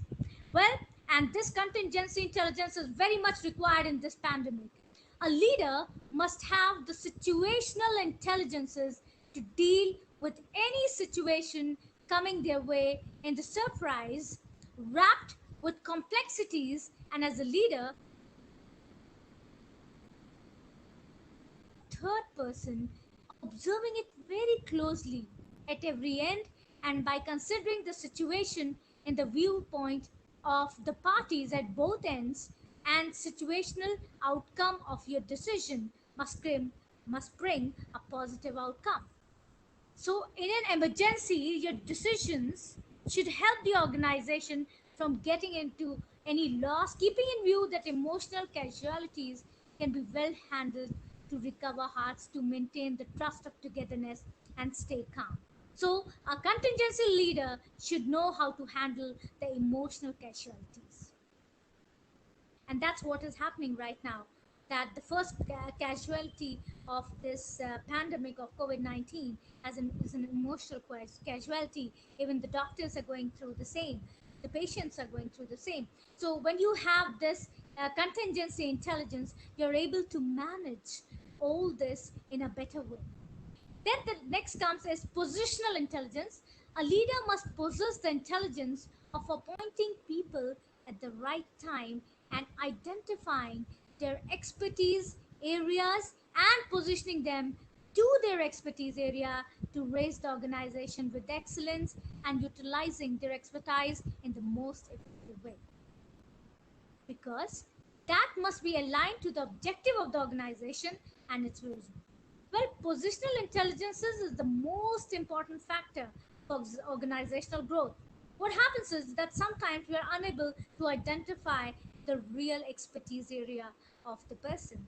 And that's what happens, that when we are unable to realize the expertise area, we tend to put them in the wrong place. And that leads to not just an emotional setback, but also a professional setback for the person. And next comes decision making. Decision making intelligence. Well, decision making leadership is the most important element of organization efficiency. And once it's handled with the right attitude, considering the variables attached and bringing out stable strategies to witness the positive and efficient outcome. So decision making is most important element to bring efficiency, and it should be dealt with considering the variables attached with it, external or internal. Before making a decision, we need to understand that we need to observe, consider, and analyze the internal as well as external variables affecting that decision, so that you can actually form the proper strategy with an efficient outcome. Next comes the most important is empathy, where heart and mind are two major elements that acts as a backbone of our decisions, actions, reaction, and judgment.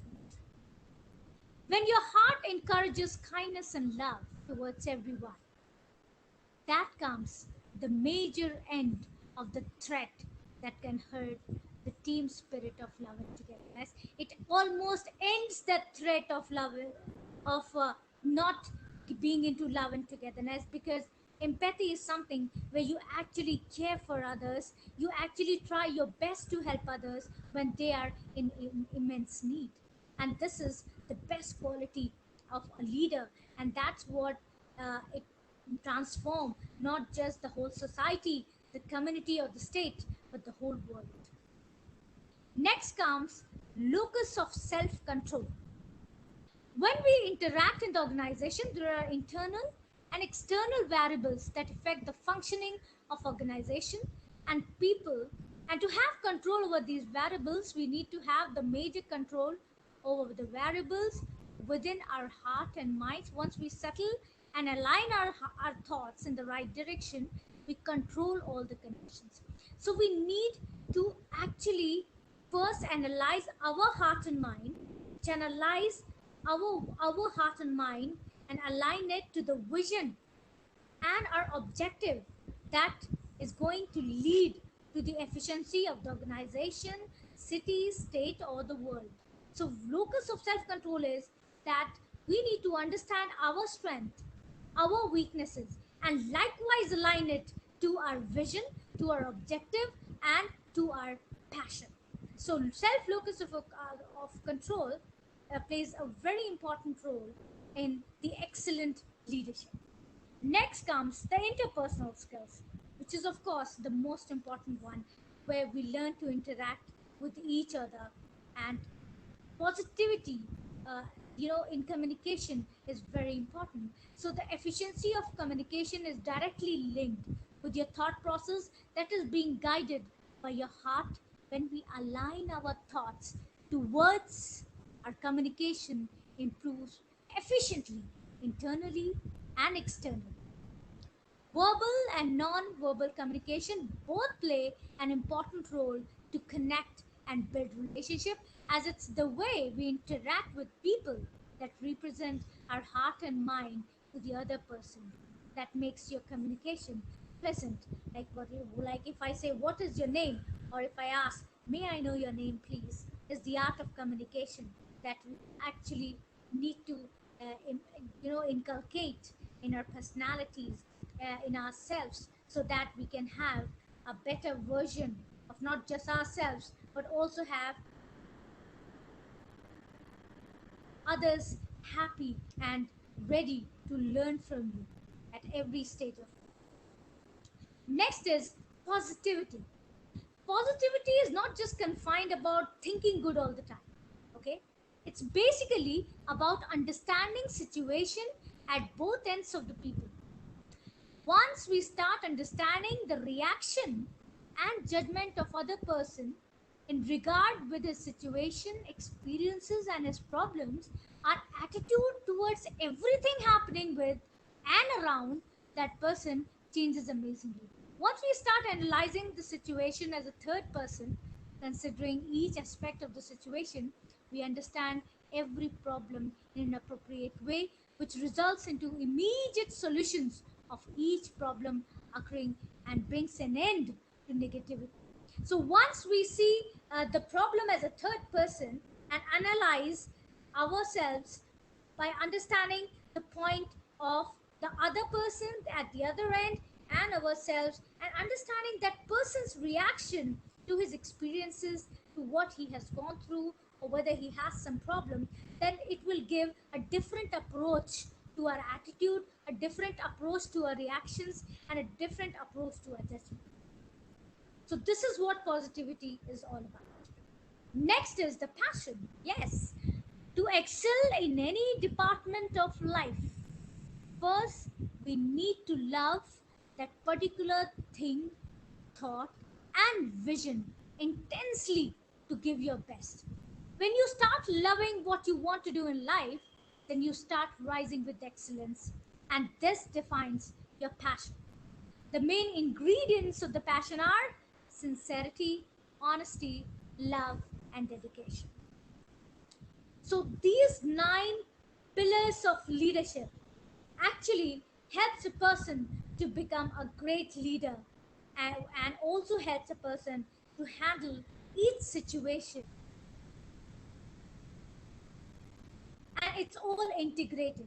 So when we talk about the leaders, when we talk about their childhood, when we talk about the different phases of their lives, we learn that they have been people of great thought process, and each vision and each thought process of great leaders had justice in it, had love and kindness in it, and also the right to understand their laws, also to understand their rights, so that they could live a better life in their country, and, and across the world, with their transformed thought process to bring on a different action, a transformed action, so that every person who meets you can understand you in a better way. And it should be that every person should not just understand things from you, but also lead the way you lead, because it's important to lead by example. There's one incident that about Mahatma Gandhi, that that a mother bought a child and said, he eats lots of sugar. Please ask him not to eat the sugar. So Gandhiji said, you come after some time. So when the mother came after some time, then he asked the child not to eat sugar. So the mother asked that, why didn't you tell at that time? So Gandhiji said, because I was eating too. When I left myself first, then I started guiding. Then I have the right to guide other people to do the same. So these all are the things that ignite leadership in every heart and mind, because it's not just about mind, it's about the alignment of heart and mind to rise with excellence, which includes all these emotional leadership. So here we are. If there is any question that you need to ask, you're most welcome to ask.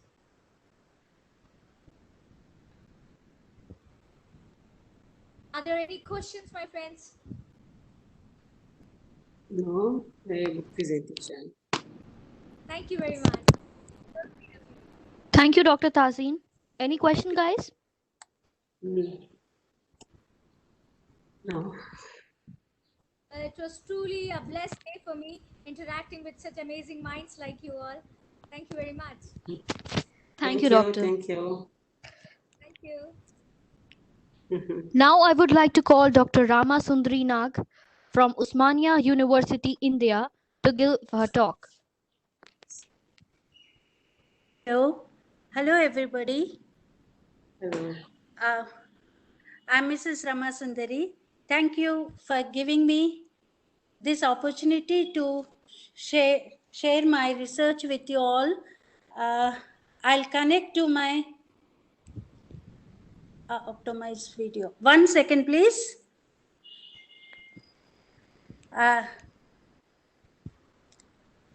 Recently, okay. Start.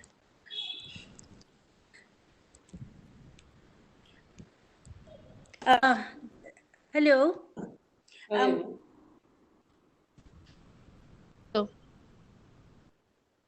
Yes. I'm Mrs. Ramasundar.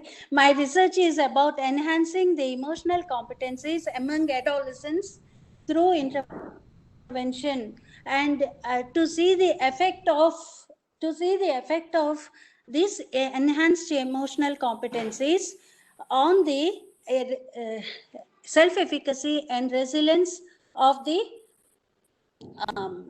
adolescents. ఇది రావట్లేదు.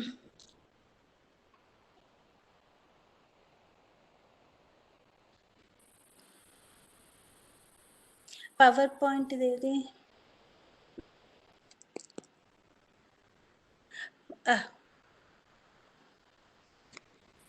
so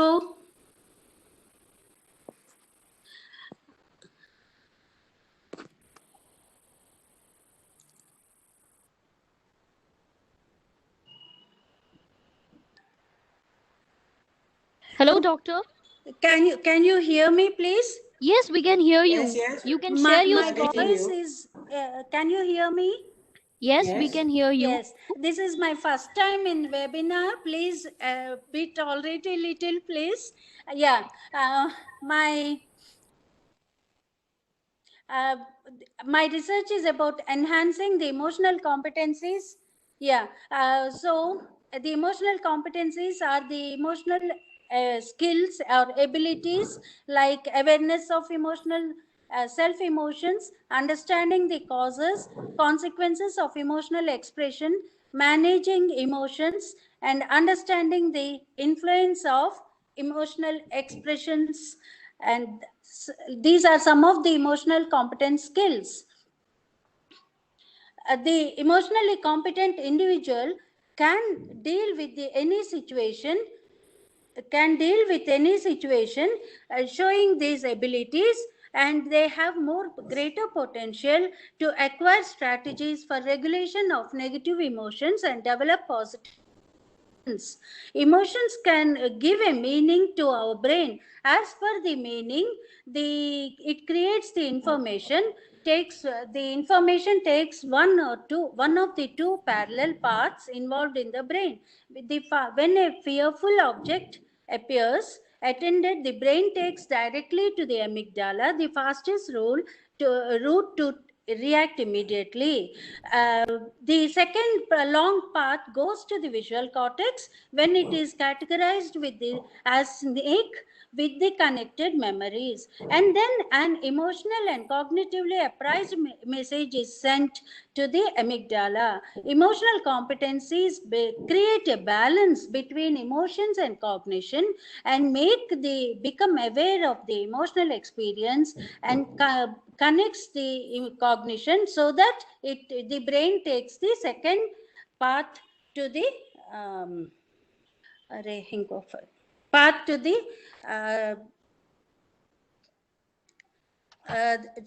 hello one second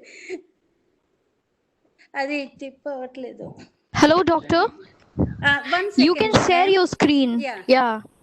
My slides are not moving, so We are getting you. I'm doing it on the phone because my laptop is not connecting to the WebEx. So, yeah. That's okay. You can give your talk. Yeah, one second. The most the main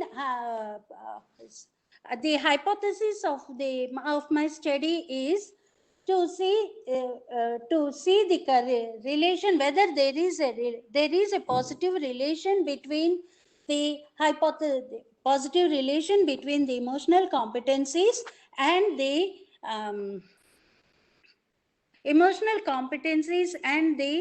oh god,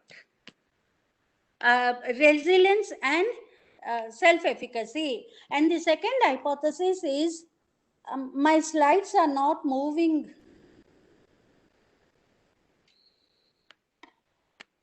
And the second hypothesis is to see the impact of my intervention on the enhancing the emotional competencies.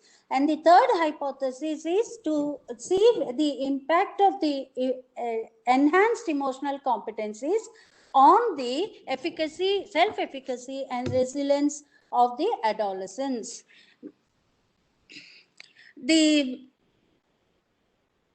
Why is it? Oh my God. Doctor, you can share your PPT in your Hello? laptop. Yes, ma'am. You can share your PPT in your laptop. Now, now can you share? Yeah. One second, please. I think you don't have a proper network connection. Screen broadcast. Actually, I'm sharing it, but why it is stop sharing? I'm sharing it. The laptop, the slides. Can you please tell me? We are able to see your slides, but Okay, maybe due okay. to network connection, it is getting blur. Yeah. Okay. No problem. You can give your talk like this only. Yeah, yeah. Okay. So the sample I have collected was 259, out of which randomly from three schools, different schools from Hyderabad, India, and the age is 13 to 15 years old. Okay, and the students, the pre-test was given after taking the permission from the permission from the schools, and then the pre-test was conducted using three instruments. One is emotional and social competencies, and the second inventory scale by Boys and Goldman and Ree. And the second one is the self-efficacy scale by Morris, and the third one is the Wagnall resilience scale for children by Wagnall and Young. Okay, so this pre-test, after pre-test, the scores of the children are categorized into low, medium, and high. And the low and medium students are selected for the intervention. The low and medium students have come up to 198, which are further divided into 99 for experimental group and 99 for control group. Okay. These students, the experimental group had further divided into 9 students each group, 9 to 10 students each group, into 10 groups. These 10 groups are taken individually, each group for intervention for 8 sessions. And each in between each session, there is 15 days gap between the sessions, and each session has 45 minutes duration. And the intervention is about techniques used in the intervention are to enhance the emotional competencies, are guided observation, mindful experiencing, analyzing the connections between behavior, thoughts, and emotions. For the intervention, the activities are taken from the book by Shaw J. 2017 and were adopted and modified to suit the selected sample and objectives. The intervention was in increased awareness, regulation of and changing of painful emotion to pleasant emotion, based on the principles of emotion focused therapy by Greenberg, LS 2004. Now the seven sessions are completed, and the eighth session is the feedback session, where the children are given a emotion to change from the negative emotion to positive emotion using all the principles given in the first 7 sessions. Now the post-test has been conducted, and the relation between the emotional competencies and the through correlation means STs correlation, let me please cool down, means ST and correlation and t-test were calculated for the pre-test, for the post-test course. So yes, post-test course, and the correlation between the competencies and the emotional self-efficacy and the resilience were calculated.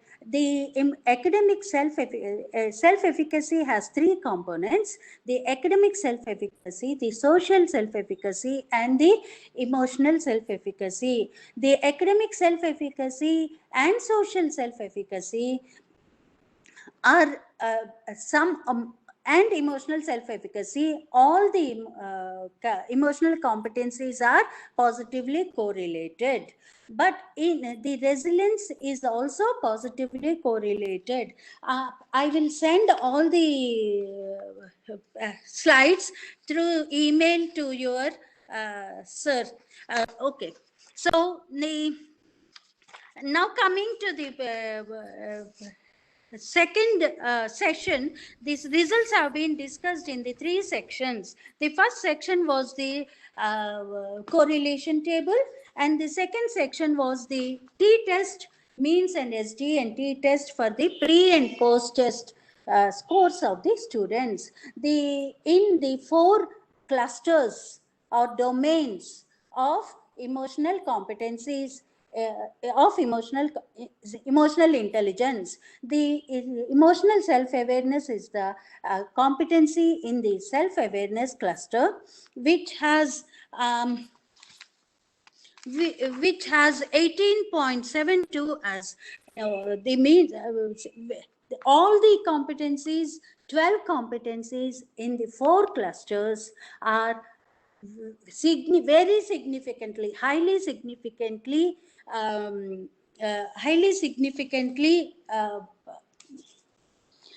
difference is there between the pre and post test scores of the students, that which shows the impact of the emotional competencies. Yes, I can read the means of comparison between experimental and control group students in the self-awareness cluster. The self-awareness cluster, the pre-test experimental group students have the pre-test 18.27 and the post-test mean as 21.59, and it's significant at 0.000 level. The control group, whereas the control group, the pre-test is 19.59 and the post-test mean is 19.56, and it is not significant as it is 0.95 more than 0.05. The discussion is that from the competency in the self-awareness cluster could have been enhanced, because from the first session of the intervention, the perception of one's own emotion through facial expressions, the awareness of bodily changes during the emotional experience, the evaluation of context to know the cause of an emotional experience, to describe the emotional experience, to the conceptual awareness of emotion eliciting event and their emotional response to such event, and awareness of emotional intensity and duration of emotion through storytelling, and integrating opposite valence about the same target, and rapid oscillation between multiple emotion causing aspects of relationship or situation, which while group activity of storytelling could have facilitated the learning of emotional self-awareness to take place. Students also are being given assignments after each session, end of the session, so that for another 15 days they will be practicing the principles which are being role played or in the activity in the session in the day-to-day everyday life situations. Whereas the control group was not exposed to intervention, so there is no significant different change in their emotional self-awareness, which supports the study of Phillips and Sylvia 2005 study, which states that if emotional awareness is low, the self discrepancies are weakened and cause non-significant relations to emotion. As the self-awareness was high, so the self-discrepancies are strongly predicted. Emotional experience, that is how because the intervention was given, the emotional awareness has increased. Children in the students in the experimental group have shown the difference, while the control group, because of their low emotional awareness, they could not have the change in their self-awareness. Now coming to the self-management cluster, there are 4 competencies in the self-management cluster. Can you all hear me, please? Hello? Yes, doctor. Okay, ma. Okay, ma. Emotional self-control, which has a mean of 17.89 and 19.90, which is significant, and whereas control group, the pre-test has 17.86 mean, and the post-test mean is 18.61, which is also significant in at 0.00 level. The adaptability in experimental group, adaptability competency, experimental group mean has, pre-test mean has 17.58, and the 17.58 is significant. Shall I skip the means, or do you want me to read the means, please? The experimental group post-test mean is 22.29, is significant at the level of 0.00. And the control group post-test mean, pre-test mean and post-test mean, there is no change, and it is not significant as the t-value is 1.55. The achievement orientation competency is, again, in experimental group, it is significant at the level of 0.00, and the control group also is significant at the level of 0.00. And the positive outlook, experimental group is significant at 0.00 level, and the control group is also 0.00 level. But the difference is that in the achievement orientation, the control group means have decreased from 22.59 to 21.30. And in positive outlook also, though it is significant, the control group means have been decreased from 21.31 to 20.45. So the increase of the competencies shows that Yeah, the activities in the sessions of intervention which could have been enhanced the emotional self-control, achievement orientation, adaptability, and positive outlook. One instance of role play may not bring this change, but as students also observe other 9 students in the group during the role play and rating them could have brought the change through vicarious learning.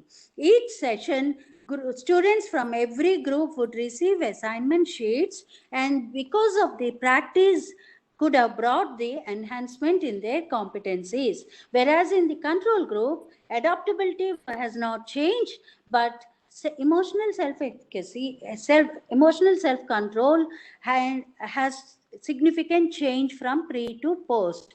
This could have happened because of natural learning process of regulation, self-regulation, which could have been self-suppression. This steady finding supports the study of Cooley, Holman, and Martin 2016, which states that low adaptability was associated with higher negative behavioral engagement like disengagement and self-handicapping. Because the students are selected are low and medium self-emotional competencies, and with control group did not have any intervention, their adaptability is low, so they have their self-control has increased, so that they might have changed to the using self-suppression. Though achievement orientation and positive outlook competencies have significant difference, but the pre and post test decrease is being seen. This finding is in accordance with the study Smith, Sinclair, and Chapman, which says that changes in students' achievement motivation, attributes, and affective distress can occur between the beginning of the term and prior to the examination period. And also, Lorien Smith study states that students can develop a decline in the motivation and confidence in the loss of enjoyment. So next we come to the study which shows the social cluster with empathy and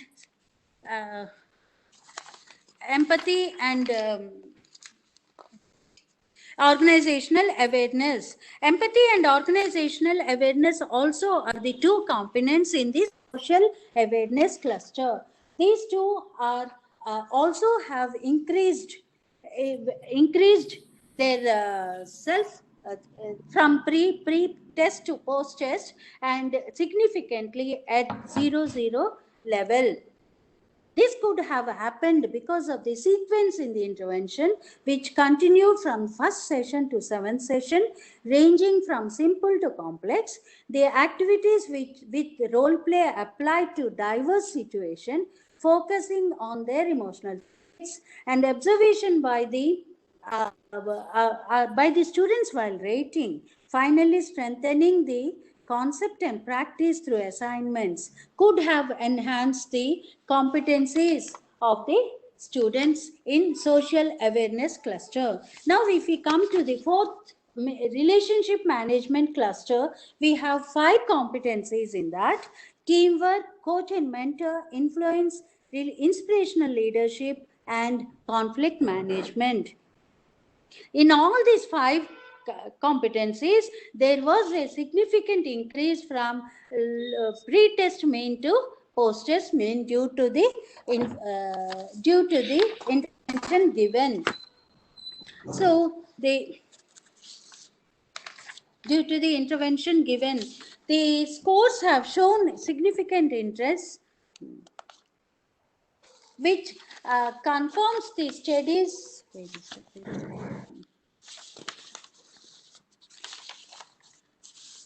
Yes. So we have seen now from this above. I'm sorry because I'm really sorry. I'm not able to show you the slides.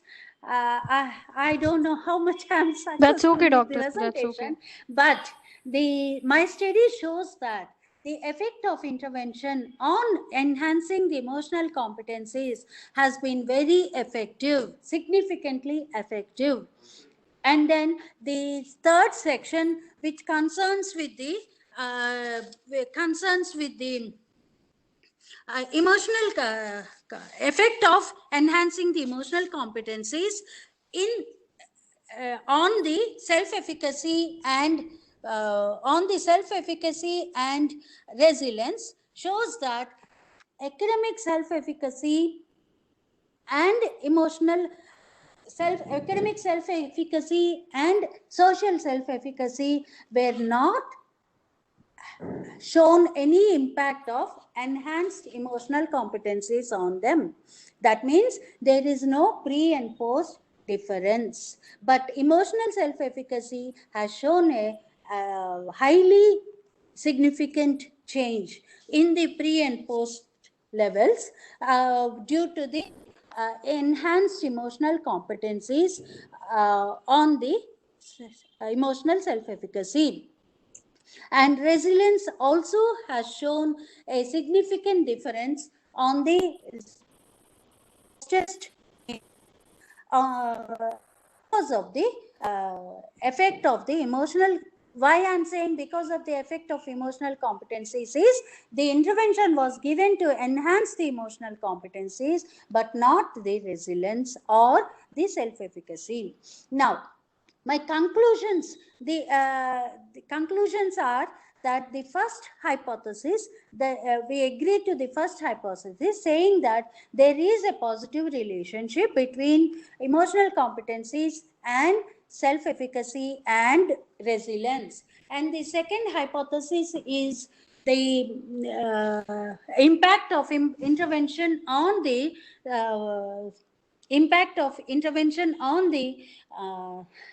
emotional competencies is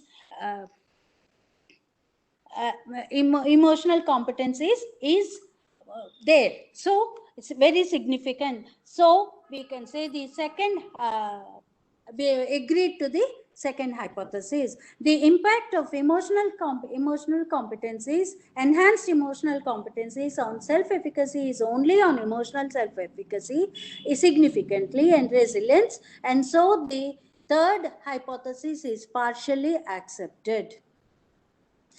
So,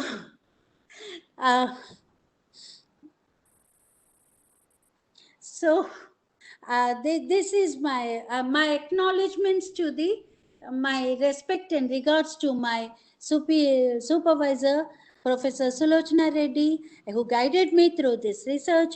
My thankfulness to my Professor Hargopal sir for his assistance in analyzing the data, and I thank the heads of the education institutes and students for their cooperation in the collection of the data. And I thank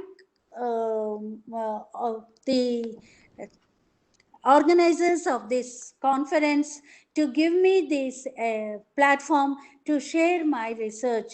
Though with the problem of the WebEx and this thing, I could not share my slides, but I will email them to my organizers. Thank you so much. And I'm welcome to any questions, please. Thank you, doctor. Guys, if you have any question, you can ask her.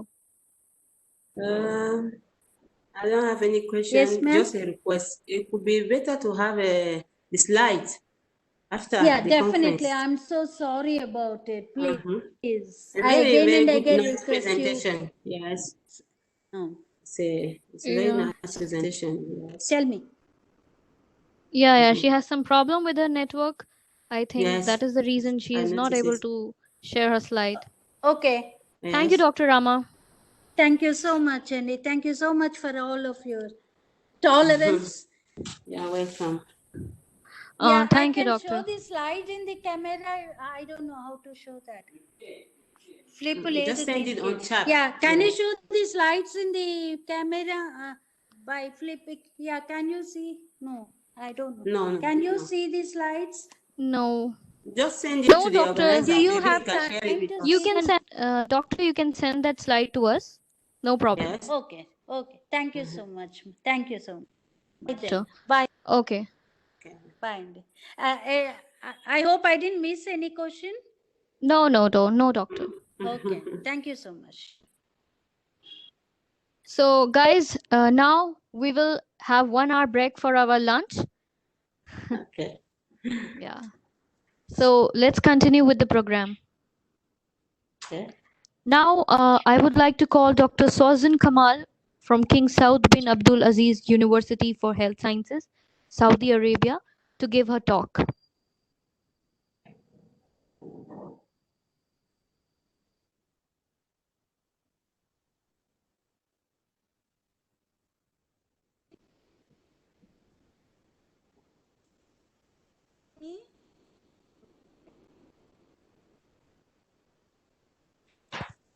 Yeah, doctor.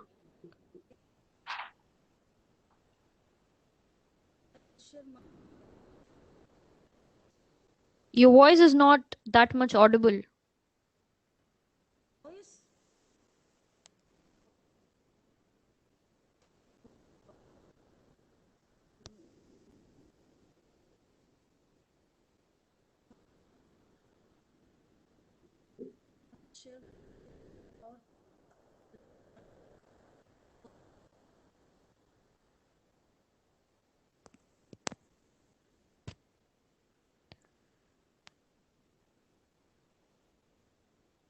Hello, doctor. Yes. Is she audible to everyone? No, not very good. Yeah. The volume is very low. Dr. Sozin, you're not that much audible. Can you speak louder? Okay, now you can listen. Can hear me? A bit. Yes. I'm hearing a bit. Not very much. I'm trying to share my slides. Try to increase the volume. Yeah, you need to keep your mic near to you and you need to be little louder. Okay.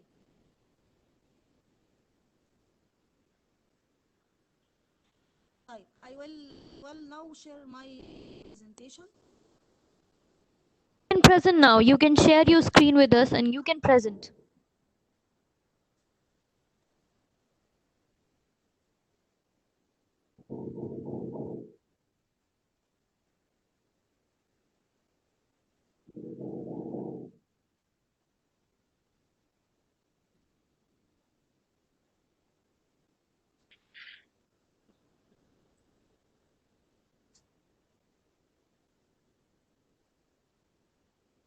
See my presentation?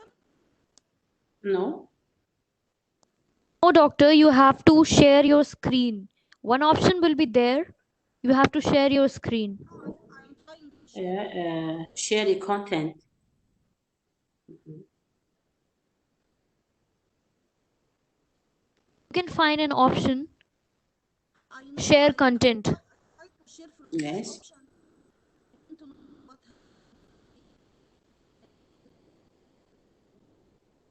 Okay. are you now able to Yeah. see? Yeah. First of all, I want to introduce myself. I'm Dr. Sausan Khaled from Egypt at Saudi The volume is too low. Sciences. Doctor, your volume is very low. We are Okay, not. I will try to. Okay. Yeah, please. Okay. First of all, I will introduce myself for all of. I'm Dr. Sausan Kamal El Galat from Egypt. I'm working at King Saud Ibn Abdulaziz for Health Sciences at KSA. I am assistant professor of psychiatric nursing and mental health. Today, I will present my study titled with the relationship between assertiveness skills and depression among undergraduate nursing students. Are you hear me? Yes. Little.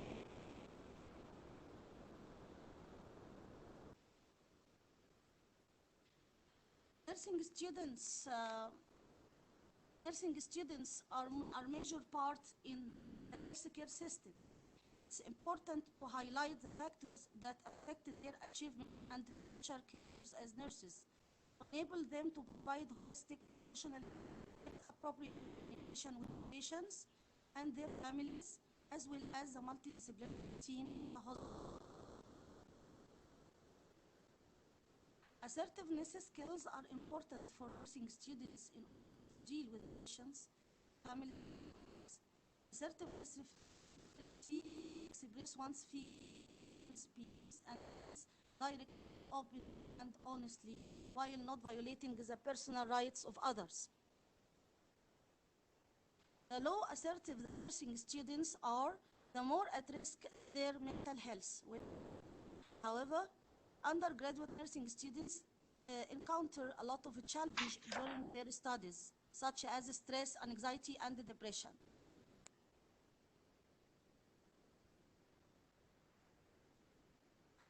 Depression is a common issue among college students. Approximately 1 out of 7 students may experience depression throughout their college years. Depression can have negative impact on their lives and academic achievements. So there are some studies that correlate assertiveness skills with depression. Studies had shown significant relationship between assertiveness skills and depression, which is the more assertive the nurses are, the less depression they have. The study is to identify the relationship between assertiveness skills and depression among undergraduate nursing students.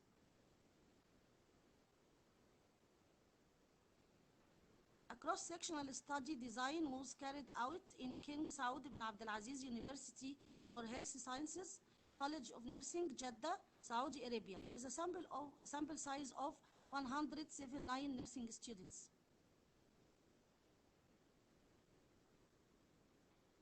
Regarding the data collection tool, we used a socio-demographic data sheet developed by the researcher to collect subject personal data such as age, marital status, and academic.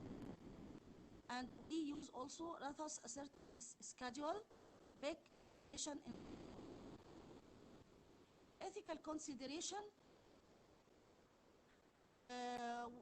was considered during the study, as the research proposal and questionnaire subjected on College of Nursing Jeddah Research Unit and sent to Forky Market to get the permission. Once we have the approval, starting our data collection, and the informed consent was obtained for each participant with assurance of the right to withdraw from the study.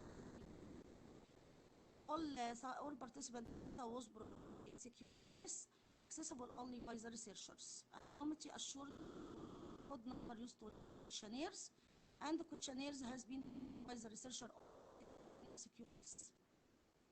Regarding the results of the study, can be observed from the table that 68% regarding for the age, aged from 20 to less than 22, followed by 30.6 from 22 to less than 24. 79.6% of students were single, 32.7.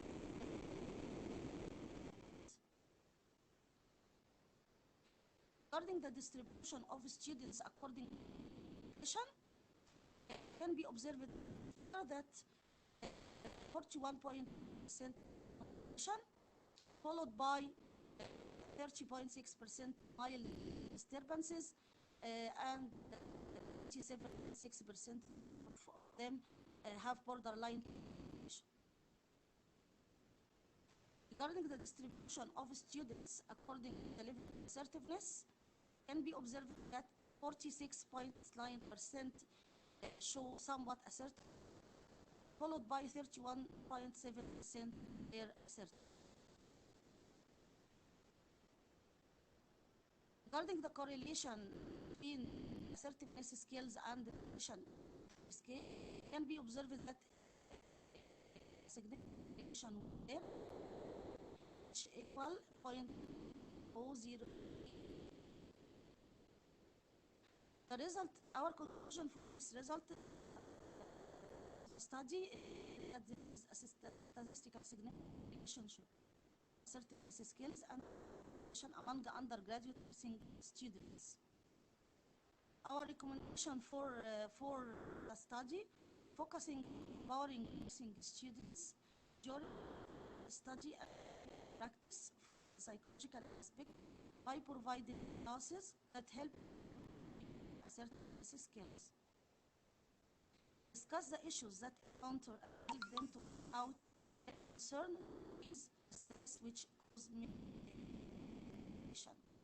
Establish regular workshop about certain skills, how to apply it, which will purpose.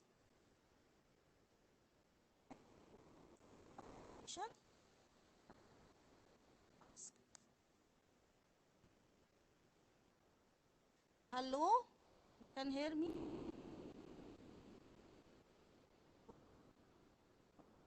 Hello? Yes, we can hear you, doctor. Yes, we can hear you. Okay, I'm finished. If you have any question. No? No, no. The volume was not very high, so that My voice not good? the volume is very low. Cannot hear. Yes. But you can observe the slides. You can watch them. Yes. Yeah, doctor. Okay. If you need me to repeat anything, I can. Allow.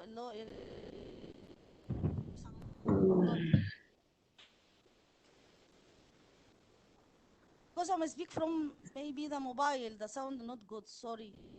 Okay. It should be better to have a slide for the presentation slide so that you can take more look on it. It could be better to send a slide to the organization committee so that you can share it. Are you getting me? Okay, fine. I can send it. Okay, Yeah. okay, doctor. You can share your slides with us. Mhm. Do you? Yeah, Mail or WhatsApp. yeah. You can WhatsApp us. You can mail us. Any questions, guys? Not for me, no. Do you want anything to be repeated by her side?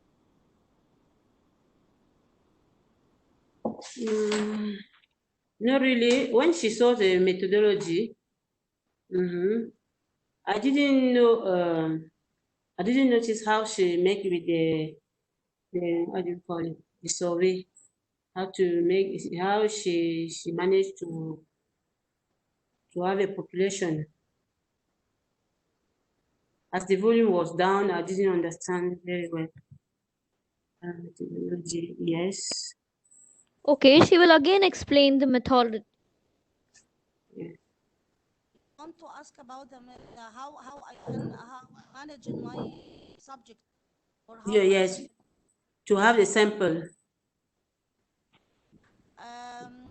I refer to student affair and ask for the total number of students for each level. Then I take sample for each level to Okay.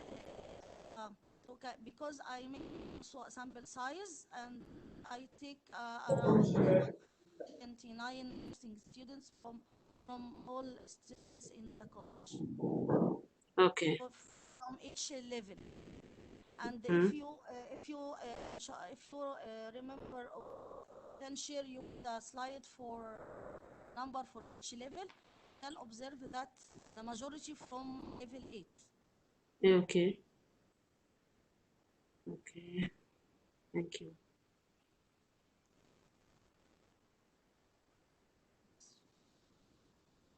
Okay, so I hope you got your answers. Yes, thank you. I have it. Okay. Okay. Thank you, Dr. Sozin. Thank Thank you for your research. you for your question. Inshallah. So Without now we would like to proceed further.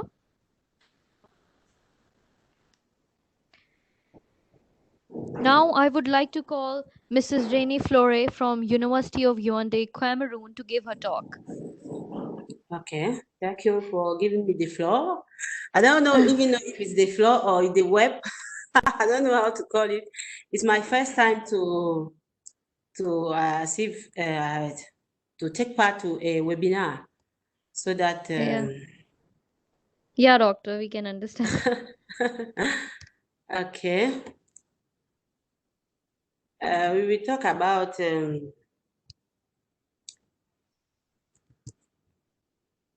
people with disabilities.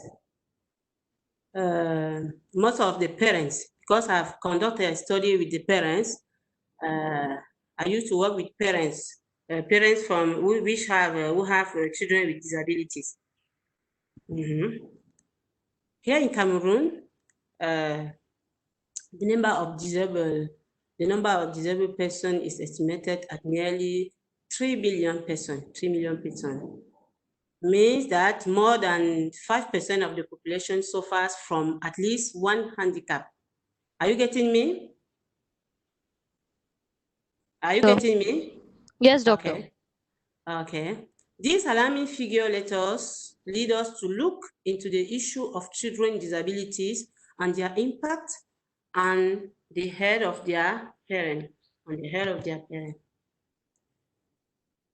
Disability is an impairment that limits subjects in the efficient performance and actions.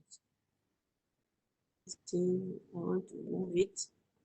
The number of people with disabilities is estimated to be more than 1 billion people, including in about 15% of the world general population.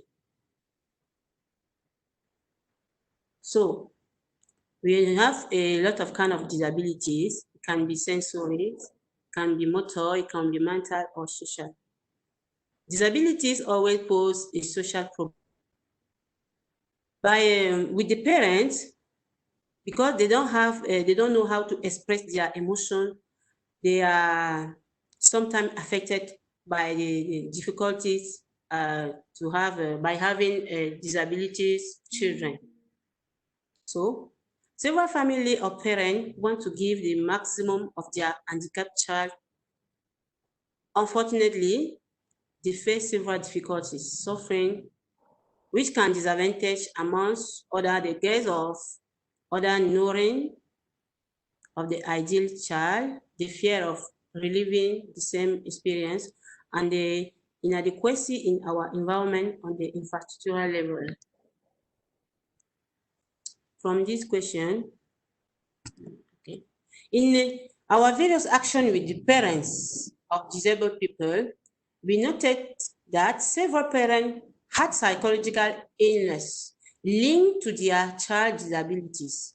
We asked ourselves questions whether the non-acceptance child handicap could lead to psychological illness.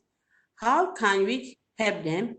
What types of psychotherapy will respond better and appropriately to their suffering? From this question, we thought that you can use a test.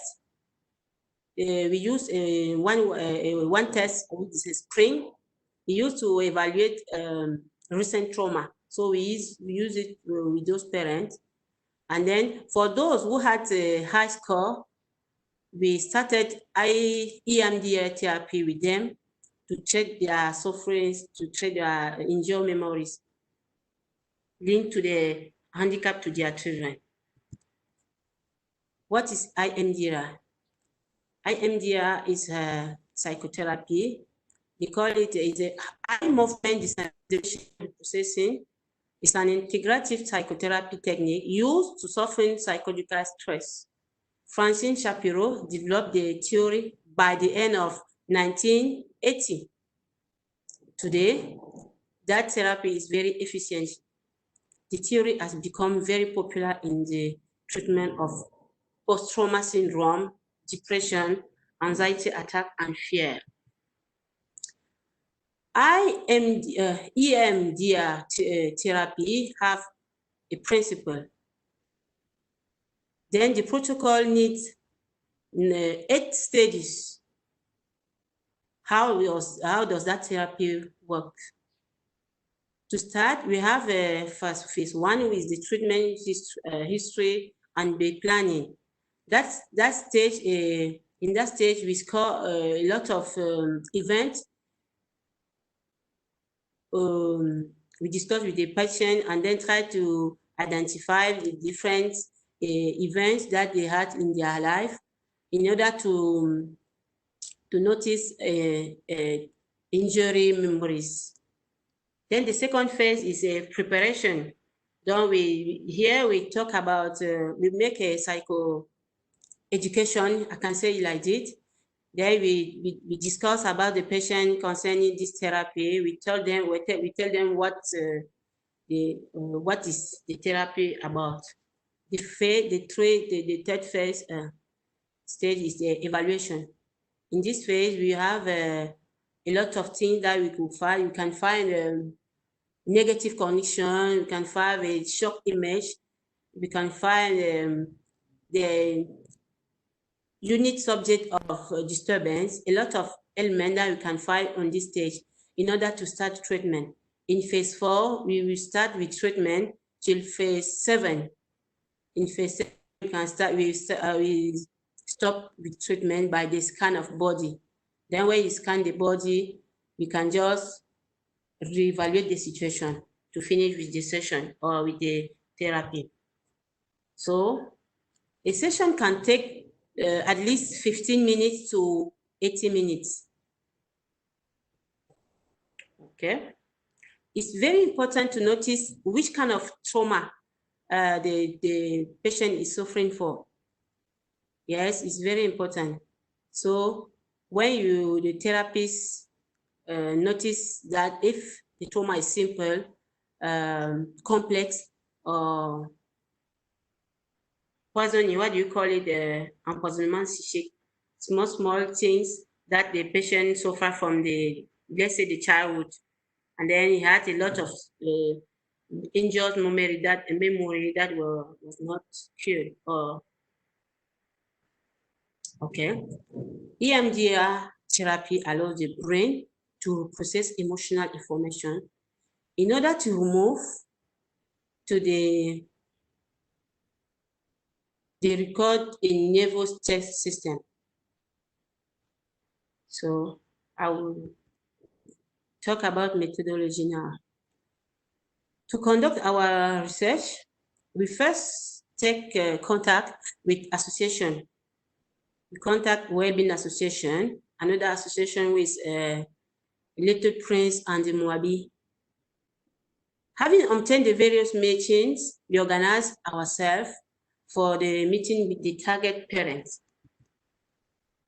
Once there, after a detailed explanation for the subjects of our research, we were allowed to call an appointment with the parent consent. When the day came, we started out as a kind of chat with all of the parent present. So we discussed with the parent in one room, let's say like this. We give them a lot of information concerning our research, the importance to be part of that research for them. Okay. After that phase of collecting meeting, which at least you can take, used to take 20 minutes, we drink alone each parent to an individual and private interview. So at that time, we can try to evaluate the parents to know if whether the parent is suffering from the disability of the child or not. So that is how we proceed to recruit our sample. Okay, when all the criteria was down. The first criteria to be part of the research was to be a parent from the child, from the bed, or a tutor. A parent who deny the handicap of the child, the parent who have a psychological disorder linked to his child handicap and above. And then the parent or the patient, that person have to have a high score of spring. Yes, that spring, the high score of spring lead us to start therapy with him. All of these conditions being met, we ask the parent to ask us any question they like concerning the study. So after these preliminary stages, we start with the appointment for the preparation and the therapy. 7 cases. The first case is a 30-years-old woman, who is Bamileke. Bamileke is an ethnic tribe in our country. She have her academic level is class Form 4.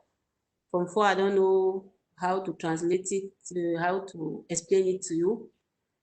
So it's a secondary school, 4th year, it's a secondary school. She exercises a very common informal activity here in Cameroon called buy and sell, which consists to buy and input the food products at the exit of the field to convey them to the market of the city and to sell them in detail. So she herself is a child of 5 siblings, and her child is 15-year-old, suffering from schizophrenia. During the interview, she happened to be very anxious. The second case is a Cameroonian, a young Cameroonian who is 42 years old, Bulu ethnic. The level of school is 2nd year of the university. She have what we call it here BTS. I don't know how to translate it. It's 1 year before the graduation, the first graduation in the university. So she is not employed anywhere. She's the mother of a boy who is 21 years old, suffering from autism. The third case is a 55 years old, a woman too, which is 55 years old. A first school degree. She's a housewife, and then she has 8 children. The child who have a deficiency is who have an handicap is second. It's the second of all the children. The 7 of the 8 children she has. That child have she's mental retarded. Another case is a woman who is 48 years old. This is Fulbe. Fulbe is Muslim. Yes, she's Muslim. She didn't go to school. And then she's married, mother of 7 children. The one who have disability is the first of the 7 children, and the child have Down syndrome. Another case is 45 years old man. We have a level, we call it here baccalaureate, and is a service provider. Is the father of the child who have a deficiency handicap. The child has 22 years. The child is 22 years old. Another case is a 30 years old man. Is a Gabonese living here in Cameroon, and he's a soldier. He's a soldier, taking care on the child with disabilities. The child also has schizophrenia. Another case is a Bulu, 38 years, housewife, Bulu ethnic, and then she don't have formal education. She's married and mother of 3 children. The child who have handicap has autism. Okay, so we had 10 patients. From these 10 patients, we had 5 mothers and 2 dads. Those parents had, let's say, a mental hit, a kind of injury due to the disabilities or the handicap of their children. Before starting therapy, we make sure that the type of trauma that each parent could have since the arrival of the disabled child could be just the trigger for suffering. After each session, we pass the parent a stressful event rating scale called SPRINT in order to evaluate the action of the therapy. By doing so, we're able to take care of the 7 parents according to the individual schedule. In the period of 2 months, we held on average 5 sessions of 60 to 90 minutes each. The element which made it possible to start therapy are stored in the following table. I did not put the table here because it's too long. In that table, we score some element like image, like negative cognition, like some policy cognition that we can use as objective to the end of the therapy or to the end of the session. We also score, let's say, the unit. We evaluate the unit, the disturbance unit, the level of disturbance by with 1 unit. We call it SOUT, and another scale we use it for the therapy is VOC. VOC is like to evaluate how is true the trueness of the positive cognition the patient will give us at the beginning of the session. Okay, so as a result, we notice that EMDR actions is based on association of psychological and neurological processes technique and allow the patient to revisit the trauma event. This therapeutic action is understood as an information processing therapy during which the patient related the traumatic events by means of its cognitive, emotional, and psychological characteristics while focusing visually and audibly on bilateral movement of stimulus. External until the psychological distress evoked by traumatic memories diminishes or disappear, so that what we used to do is just concerning, depending of the parent, we can use eyes, bilateral movement, or audio bilateral movement, also by tapping. We use it and then treat the injured memory.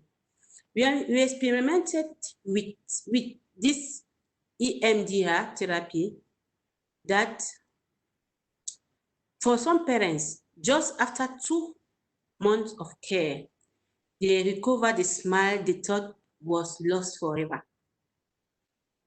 For most cases, the first EMDR session was very satisfactory for the parents because 4 parents saw their VOC. VOC is the scale of the trueness I was talking about concerning the positive cognition, go up to 7, and their SOUT is the unit subjective unit of disturbance went down to 2.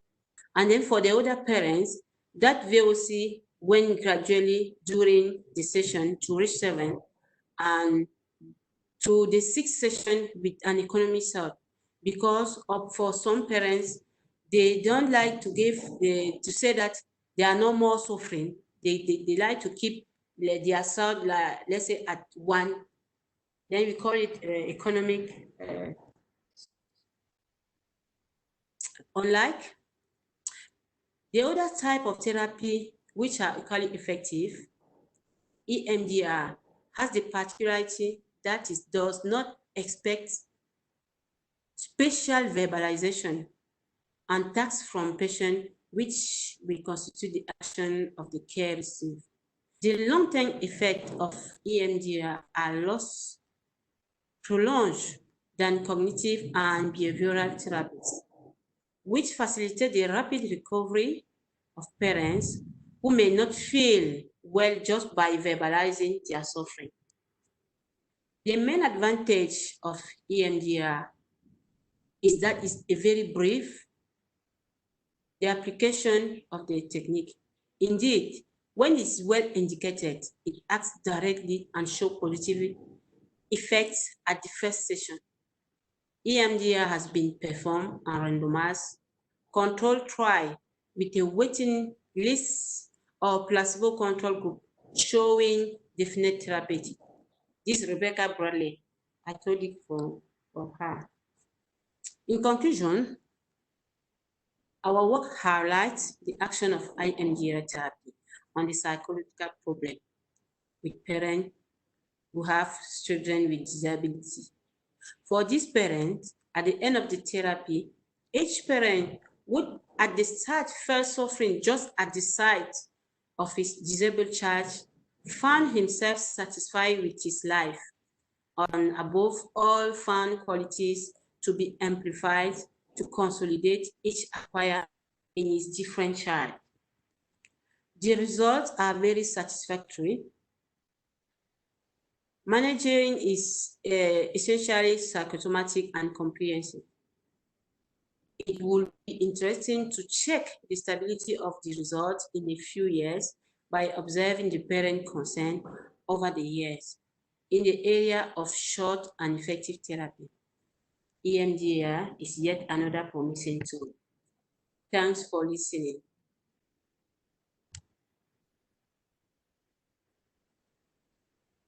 Okay. Hello. Thank you, Mrs. Renee. Any questions, guys?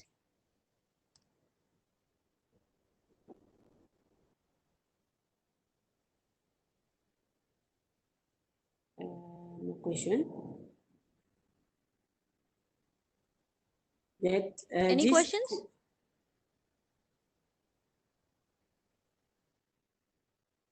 No question. No questions. Yeah. I would like to say something. Yes. It is the third time I'm working with a conference series. The first time was in Dubai in 2018. The second time last year in Madrid, 2019, and this time webinar. It's a good initiative that can bring us to visit the world and then meet a lot of scientists.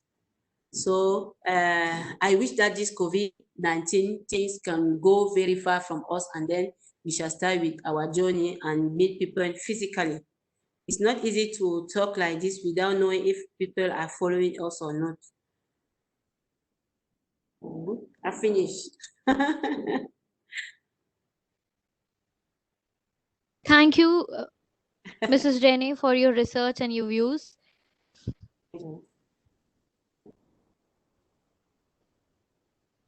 Thank you. Thank you.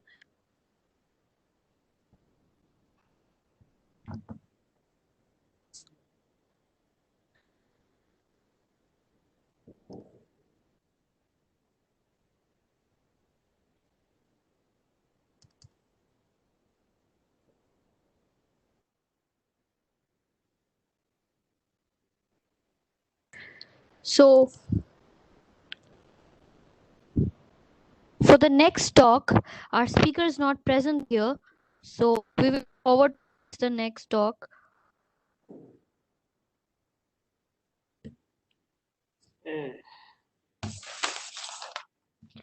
So, I will be taking the last talk. Now, I would like to call Miss Suniti Ramprasad from BBB University, UK, to give her talk.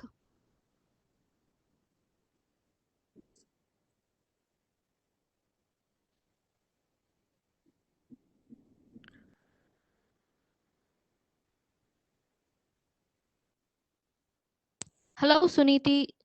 We are not getting your voice. You're not audible to us.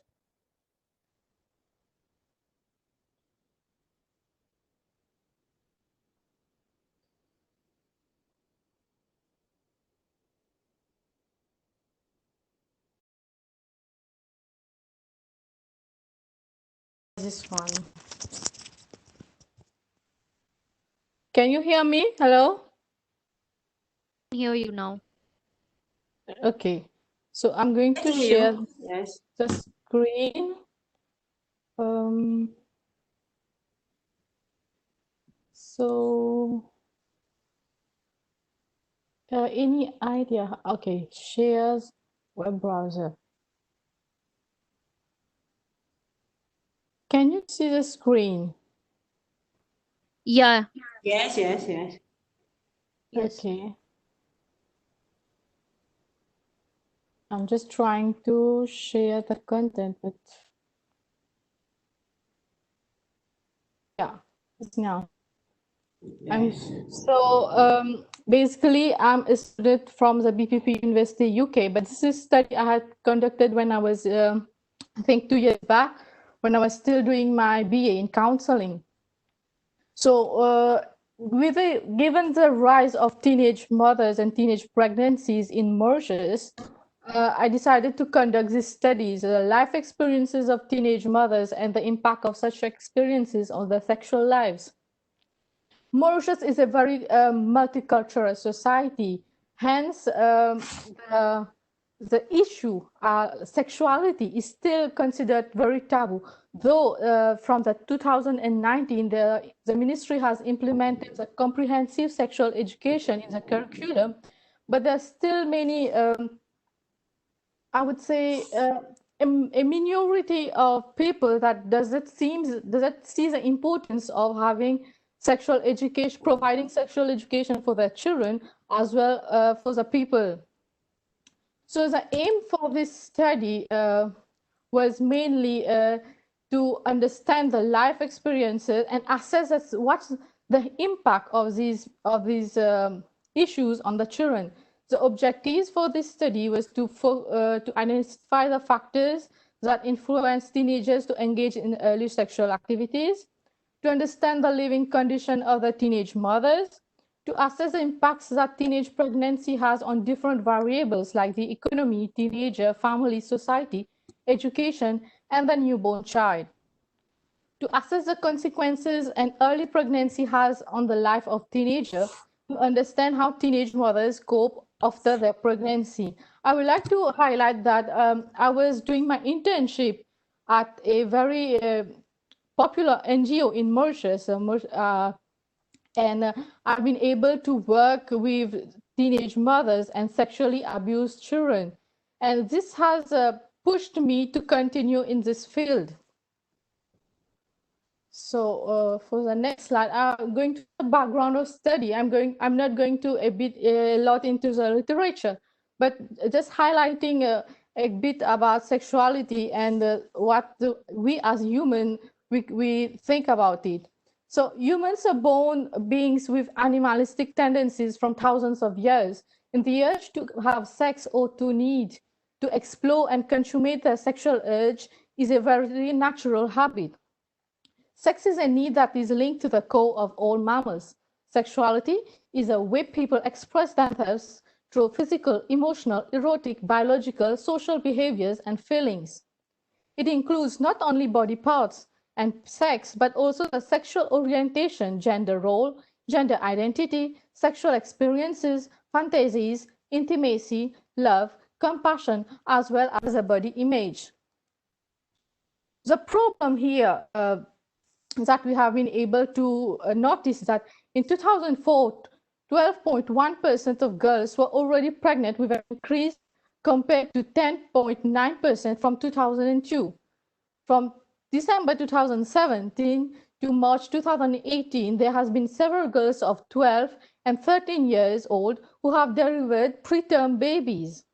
The Statistical Division of the Ministry of Health, which is from Mauritius, issued an article in April 2018 stating that in 2015, 10% of the pregnancy registered were below the age of 15 years. The Ministry of Health and Quality of Life monthly bulletin of March 2018, it can be deduced that there has been an increase of teenage pregnancies since the last 3 years. 8.5% of live births took place for age group 15 to 19, which includes 27 live births occurred to mothers aged less than 15 years in 2015 and 24 in the year 2016. 113 cases of teenage pregnancy were reported at the NGO MFAWR at the end of June 2017. And on the next year, from the statistic of June 2018, we can see that 218 cases of teenage pregnancy were registered. The Child Protection Unit, which is under the Ministry of Gender and Quality of Life in Mauritius, has published on their website that nearly all the cases registered in hospitals, police stations, or child protection units for teenage mothers have few things in common, which are they come from peculiar group that is the lower middle class. Many of the girls engage in sexual activities from a very young age. The girls come from broken or difficult familial background. They did not use contraceptives, nor did they know that they had to make use of it. They did not know one-time sexual activity or first-time sex could lead to pregnancy. They did not know they could get STIs through sex. They did not know they were pregnant until it was too late. Now we're going to, from the literature, we can see that there are several factors that affect teenage pregnancies, like the intrinsic factors, which is self-desire to satisfy curiosity, social fitness, quest for educational excellence. We also have extrinsic factors, like the economic challenges, broken homes, poor parenting, indecent media content, social or religious activities. For this study, I have used a qualitative research method which has helped interaction to take place among participants as they rely upon the remarks, observation, perspective, assessment, and the thoughts of individuals. This research focused mainly on case studies, face-to-face interviews, as well as telephone interviews. The target audience for this study were sexually active teenage mothers who visited the drop-in center at the NGO for counseling and treatment. The reason for choosing this category of adolescent was because there has been an increase in the number of teenage pregnancies in Mauritius. And the teenage mothers' age range was from 11 to 18 years, and mostly of them come from difficult backgrounds, families, and underprivileged areas. These teenage mothers either go for counseling or medical sessions at the NGO. The difficulties I had during this research was concerning all the measures to avoid bias. Some weaknesses were identified, mainly participants from different remote areas were contacted, but they had several issues while coming for the interview at the center, which is mostly traveling and financial issue. It was time consuming, and then interview was postponed on regular basis. The interviewers myself also had difficulty because it was a very sensitive issue. We are interviewing participants of 12 and 13 years. So we had, even though we had the consent forms that we had to show the parents, there was still this nagging in the parents' mind that about confidentiality, about whether we are going to be judged, their children are going to be judged, or stuff like that. So considering the sensitivity of this issue, I had to be very cautious while asking questions and directing the interview towards the sexual experience, which most of the time the participants within the range age of 11 to 13 were very hesitant to share experiences which led them to their early sexual intercourse. The result of such of this study was that the behavior and attitude of the teenage mothers were done in a systematic way that involves collecting data through interviews and case studies on their practice, knowledge, attitude, and perception. For the practice, whether teenage mother was sexually active or not after delivery, initiation, age of sexual intercourse, how often are they engaged in sexual intercourse? Knowledge. Did the teenage mothers know the risk of sexual intercourse before being pregnant? Did they know that there are many diseases other than pregnancy that a person can get through sexual intercourse? Are they taking any family planning method after giving birth? Attitude. How adolescents cope with different factors affecting their pregnancy and life as teenage mothers. Are they happy? And whether they are having troubles to cope with the situation. Perception. How do the teenage mothers perceive their future and that of their child? What have they planned to do for the future? How do they perceive themselves as young mothers? How do they feel the society and family treat them as young mothers? Here, I'm going to show you, it's a demographic profile of the participants. Since Mauritius is a multicultural society, all the participants came from different cultural backgrounds. Here, for this study, the participants were given fictitious names to give them value. This were done according to the ethnicity and to maintain anonymity and confidentiality. A total of 40 female students were used for this survey. Bear in mind that even though we have a very large number of participants, I mean, as teenage mothers, teenage pregnancies in Mauritius, it is very difficult to conduct a study on this subject. So we just have to take a small amount to represent it as a survey. For the case study here on the table, you're going to see that there are several, I think there are 6 participants for case studies which are being given fictitious name, but the age and the other information provided are the same. As you can see, we have Yoshini, who is 12, the youngest for the case study. From the 6 case study, only 2 participants were sexually active after giving birth, since they were still with their partners, and the rest were impregnated after their first sexual intercourse itself, with the exception of Yoshini, who had several sexual intercourse with her partner before getting pregnant. Now for the face-to-face interviews, I had several of them. I think it's 14 or 20, something like that. Oh, it's 24 participants, yeah. The face-to-face interviews were very helpful, as I have been able to study not only the verbal but the non-verbal communication as well, their body postures, the tone, the pitch of their voice. In these 24 interviews, only 9 adolescents were accompanied by their partners, and had declared their child. Here we can see that in Mauritius, there are several children who are born, from teenage mothers who are not declared by the partner. In the 9 couple, only 3 of them were married, and the rest intended to marry after some time. Hence, not many of them were sexually active. All the participants had some issues either in their family or the environment in which they live. This has been one major factor that triggered these adolescents to look for comfort and care and love outside the family cadre.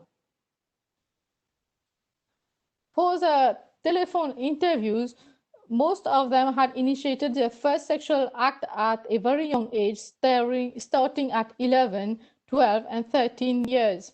Most of them had no knowledge into what they were engaging themselves, and all of them had health issues like high blood pressure, anemic condition resulting in cesarean deliveries, and preterm babies kept these young mothers on roller coasters for quite some time. Unfortunately, Rabia lost her baby on her 2nd term of pregnancy due to extreme stress. All the adolescents interviewed for the study had to drop out of college before the delivery, and many of them could no longer pursue their studies after having the child. Though there are some who have come forward to wish to join a course or to start college anew, many of them are undecided about their future. Many face health issues like high blood pressure and diabetes resulting in cesarean. There are some babies who were born with malformations like short leg, short arm, a hole in the heart, and body parts or organs not well formed. Many were subjected to taunts from their family, relatives, or members of their locality. Some teenagers lost their friends, and some were so stressed that they had miscarriage. I'm going to show you some statements of the participants just to highlight a bit what is going on exactly with these teenagers. I'm going to take a statement from Rabia, where she stated that when I first came to know about my pregnancy, I was so scared that I went into shock for a few days. When my parents came to know about it, they were very angry, and the boy clearly said he didn't want to have anything with me or the child. My parents were 13. I was very much stressed. Though I was not showing yet, I was 1 month pregnant, but I knew that day would come too. My appetite and sleep were greatly affected. I was barely eating or sleeping, and within 2 weeks, I was bleeding and having severe pain in my abdomen. My mother took me to hospital where I came to know I had a miscarriage. Some other statements, like some short statements I'm going to show here where Sharon said during the interview, but I have pinpointed, I've written a bit shorter versions here. I mean, part of them, like no one understood me, my feelings, my emotions, or what I wanted. My parents were too strict, so I rebelled. It was fun to be with him, so I had never realized the consequences. Mirabel, I was fed up with the constant fight between my parents. Sometimes it would become violent, so I ran away at my boyfriend's place. Abigail, I wanted to explore sexuality. All my friends were talking about it, online videos, and I even saw them having sex. I wanted to try. Parveen, I was fed up with all the rules and regulations. Don't do this or that because it's haram. I wanted to enjoy life like my friends, but my parents never tried to see things from my perspective. They are very strict. Fatima said, we are an extended family with no privacy. Everything is shared in my house. I hate it. I always wanted some me time, but my parents never seemed to understand that. Here also we have some statement from Ishwari. She says, I live with my Akka. Akka she's a Tamil girl. Akka means elder sister at Site. It's a remote region in Mauritius. She is married and the house is very small. I saw them once. When I mentioned it to my friends, they explained me about sex and even showed me videos when I insisted. Seventh, stated, my parents have always overprotected me and I did not like it. I was not allowed to go anywhere without them. They even dropped and collected me from school every day. It was suffocating. Veer stated, I live with my elder brother and his wife. She does not like me very much. My parents are dead for me. UIX mentioned that it just happened. I have a normal family, minor fuss, nothing serious. My parents love me and love them very much. I'm the only child, so they do spoil me from time to time. Ling mentioned, I have everything a child ever wants except attention, love, and care of my parents and grandparents. They have a lot of money to give me, but they don't have time for me. Here we have a statement from Yoshini case study. During her first counseling, even after a lot of probing and advice how to cater for her future needs, she never did realize the intensity of the situation. For a girl of her age, her physique looked like that of a 22-year-old female, well-built and seemed in very good health. Even the gynecologist report stated that she was in good health. She had an attitude problem and replied very rudely to the question asked to her. Though she was the youngest of 4 children, her parents were divorced and her partner was none other than the lover of her mother. She said that She said to want to marry the young man later in life, and male condoms were being used as a method. During 2 sessions, she mentioned that many people in her locality were talking about her, and she did not like it. Though she has dropped out of college, she did not have any specific idea what she would do in future. We have another statement from Zubaida. She was sexually active and she had already conducted nikah, which is the religious marriage for Muslim. Her husband and her live together with their baby girl and have sex once every week. She was influenced by her college friends as nearly everyone had a boyfriend and was enjoying the sexual pleasures. She did not want to be left behind and her curiosity got over her. She never realized she could get pregnant from the first time.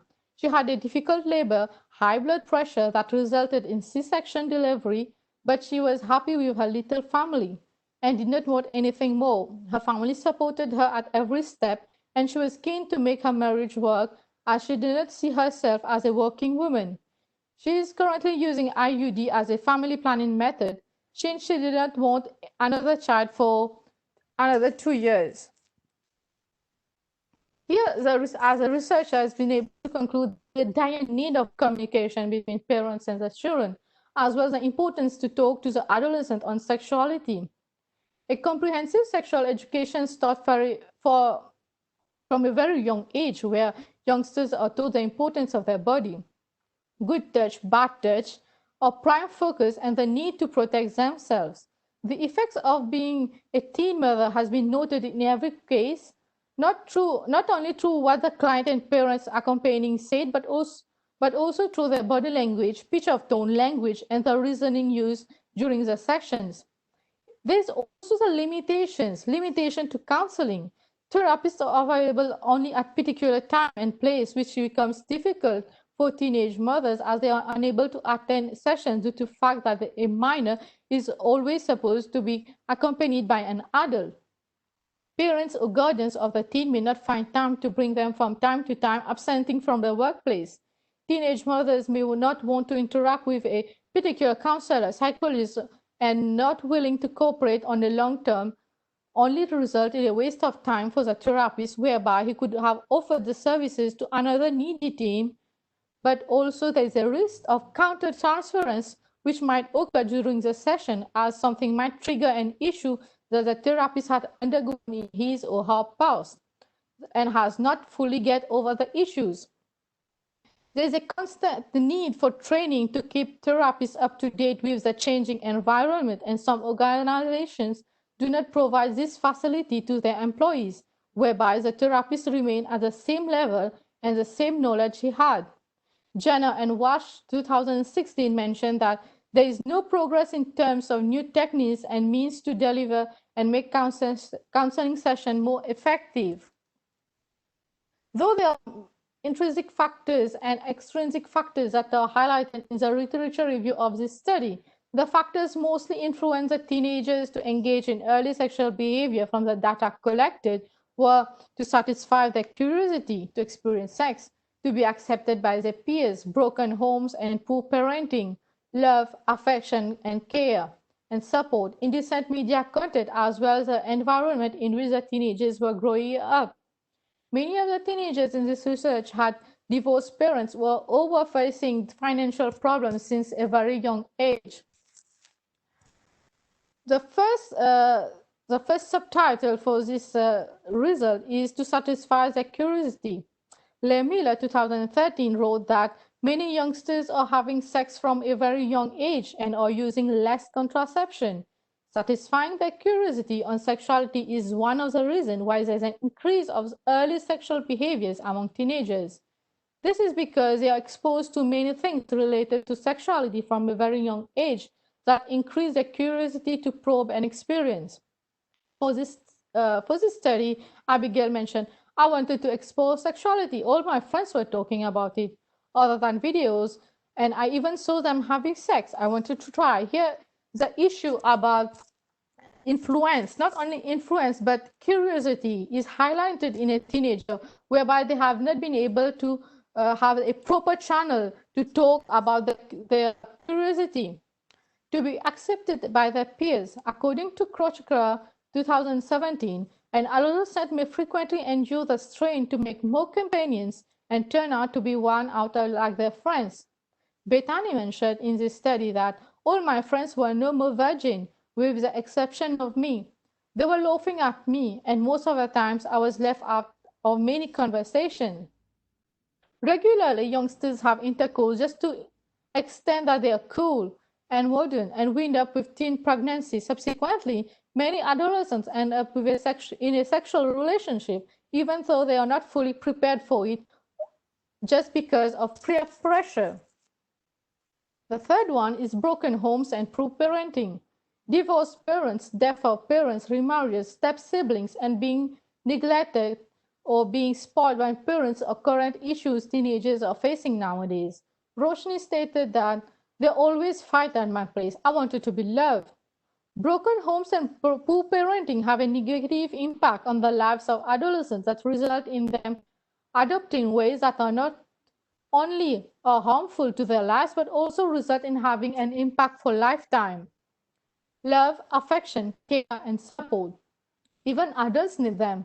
But here, adolescents are the one who need them the most. Shashira stated, I love him. I thought he did too. He cared for me and used to be always present whenever I needed him. My parents never had time for me.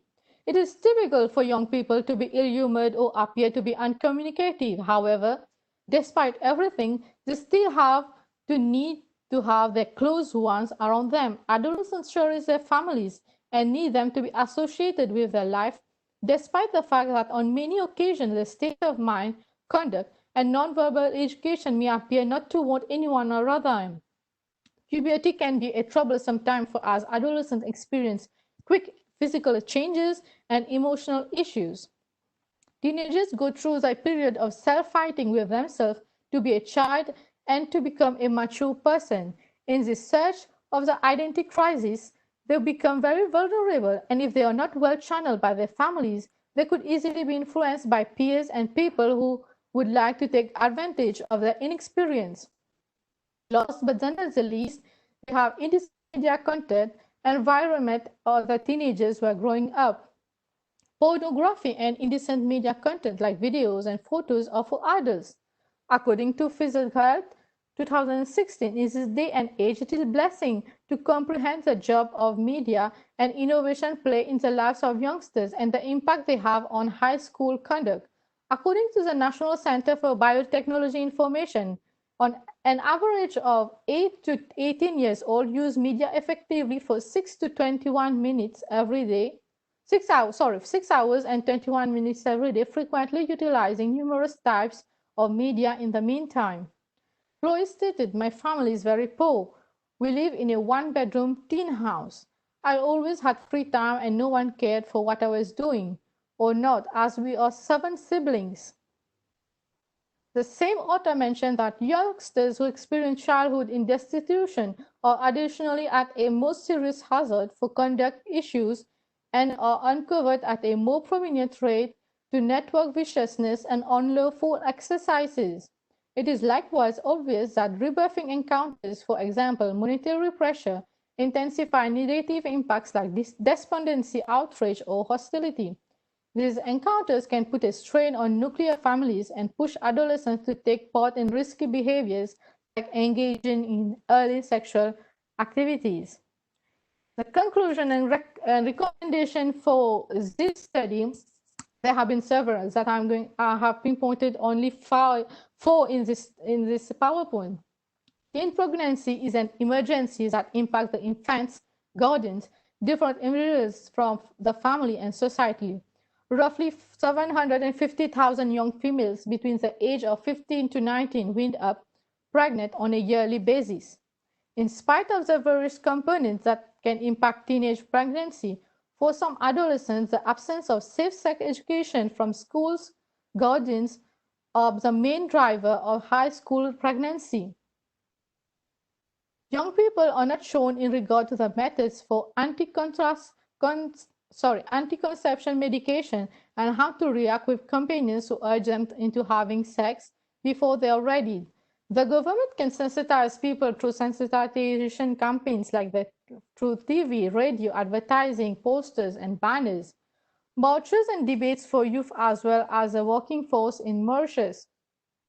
Social media can be used as a great means to pass on information. Small videos on teenage pregnancy and dramas can be made by the local artists to have a greater impact on the people.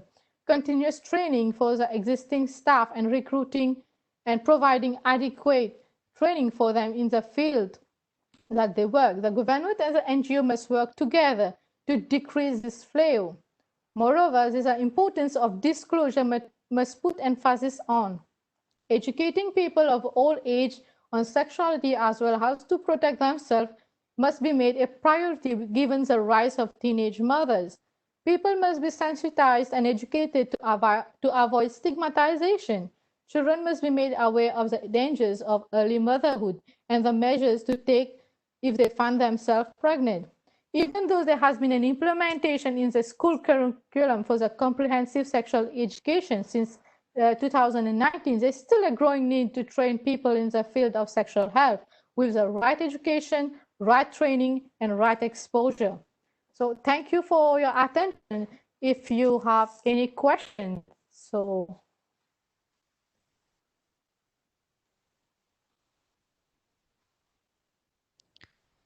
That was a very wonderful talk. Thank you, Ms. Suniti. Thank you. Thank you to you. Guys, if you have any question, you can raise your question.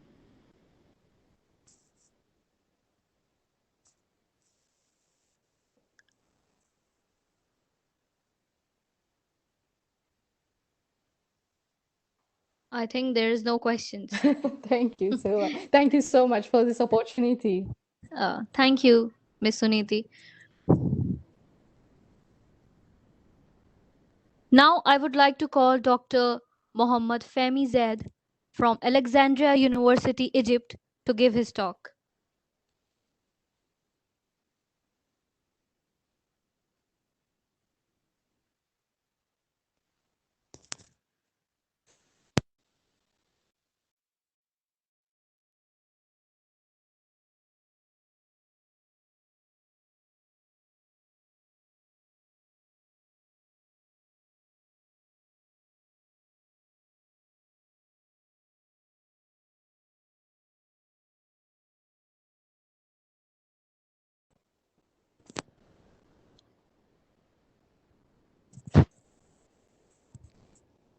Yeah, doctor. Oh, you are hearing me? Hello? Yes, doctor. You're hearing me now? Yeah, we are able to hear you. Okay. Good afternoon, everybody. Actually, I am a neurosurgeon, professor of neurosurgery on Alexandria University. I think I have already invited for this meeting, which is, I think it would be so spectacular because I have a good cooperation between different countries. And let me discuss on a few points about the strategy of vitreous meningioma surgery. My voice is okay? Yes, doctor. Next.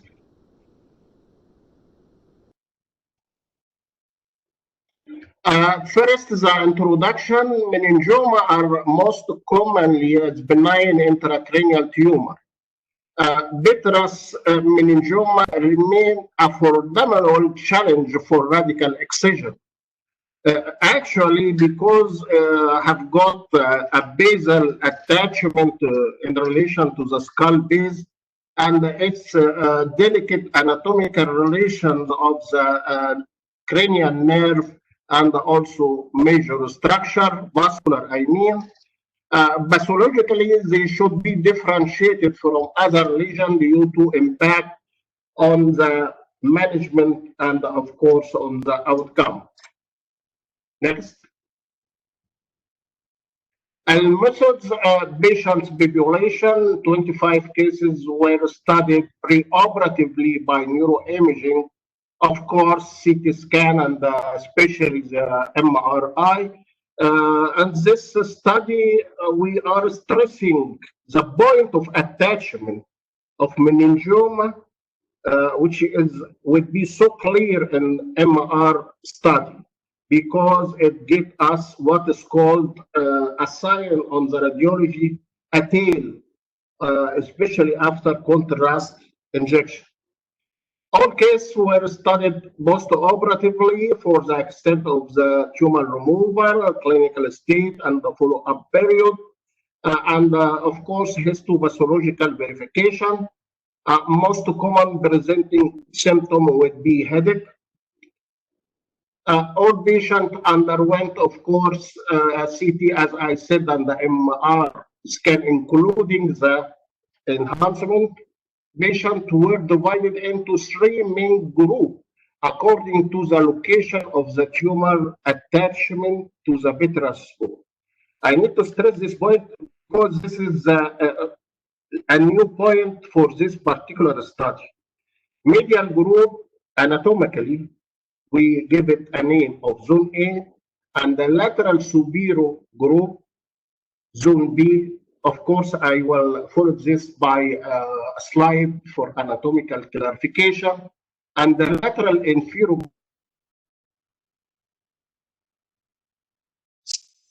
one, and the zone 2 or zone C and the D. Next, because I need to classify this a little bit further. Actually, this is the pyramidal shape of the vitreous bone. This is the yellow things here. It is clear? So, this triangular here, and this is the ridge, anatomical ridge of the vitreous bone. So, we can imagine together, we have a triangle here, and this triangle have been divided by the ridge of the vitreous bone. Did you know what is the structure attached here? Okay, the tentorium and the venous channel, important superior vitreous sinus. Okay, so again, we have a triangle, a big one, and this triangle based on the lateral aspect, which is divided by the vitreous ridge. And if we look carefully here, we found the inferior triangle or the inferior medial have been also subdivided by a very important structure, which is called the internal auditory meatus. So that's why we have zone A and zone B, and the zone B have been divided medially and laterally. For easy classification, we can divide the approach typically for this area, medial, whether for superior or the inferior triangle. If the tumor is attached in that location, it's called retroclival meningioma. One of the most famous skull-based meningioma, and of course difficult to reach or difficult to handle. So I need to stress this on rabbit. In rabbit 4, this is the vitreous triangle divided into 2 zones. The inferior, the internal auditory meatus, IAM, internal auditory meatus, subdivide the inferior triangle into 2 zones, where the medial third, it's called the medial zone. Next. Surgical technique have adopted a different type, of course, which is famous cranio-orbital terional approach and the subtemporal approach. This is a different type approach which could reach the different region on that battle for removing of the vitreous meningioma. And the presigmoid vitreosal approach and the lateral suboccipital retrosigmoid. And the last one, translabyrinthine transcochlear approach. Excuse me, because this is a lot of different approach would be a little bit so strange for the psychological and psychoneurotic physician. Okay, next. Okay, this is another way of declaration. This is a triangle once more. Have been divided into superior and the inferior. The inferior one, we have the landmark on the middle third actually, which is the internal auditory meatus. We have the medial third. If the lesion is attached here, it's called the petroclival, while the inferior one have been divided into two. Regardless, this is the medial third.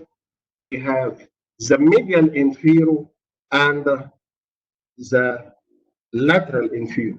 So again, this is B, this is C, this is D, and this is A. A, of course, petroclival. C, related to petro or cerebellopontine angle meningioma, not schwannoma. We are our topic about meningioma. And D is related to the inferior lateral again. And the superior is B, which is related to the temporal lobe, and we can, of course, reach to that area by the subtemporal approach. Next, please. Again, this is the rapid classification, which can make a little think this pattern is easy for the surgeon or neurosurgeon or young neurosurgeon. B, again, A, C, D, with a different color. Next, please. This is again the different type of surgical technique: cranioorbital terional approach, subtemporal approach, the presigmoid petrosal approach, lateral occipital retrosigmoid, and the translabyrinthine transcochlear, and the last one is transpetrous. We will see now which is suitable to the different region. Again, we classify the region according to the basal attachment, with sometimes getting a very large tumor extended to different area, but we are looking carefully on the contrast MRI for this a little bit attachment to the bone. Next. Evaluation of the treatment. The extent of the tumor removal was evaluated intraoperative observation and also postoperatively by CT scan or MRI scan. Also, histopathological verification was confirmed as a meningioma. This is not other lesion, for example, schwannoma or extra-axial lesion other. Post-operative clinical status were reported and followed for at least 3 years. This is very important to be a little bit not sure, because we are caring about a total radicality. This is a benign lesion. We need to remove it totally. So if we remove, leave something, it can recur even after a few years. Please raise up. The patient age ranging between 29 to what is this? The mean to 65. The mean age is 51 years. There were 8 men, and it means 32% men. And the woman, as we expected, is more common in meningioma. The woman percent is 68%. Meningioma are more common in women than men, because we have, of course, know there is estrogen receptor for a meningioma, and that's why meningioma generally, whether skull-based or not, are more common on women than men. The average interval from the onset of symptoms to the diagnosis was about 36 months. Next, please. Next.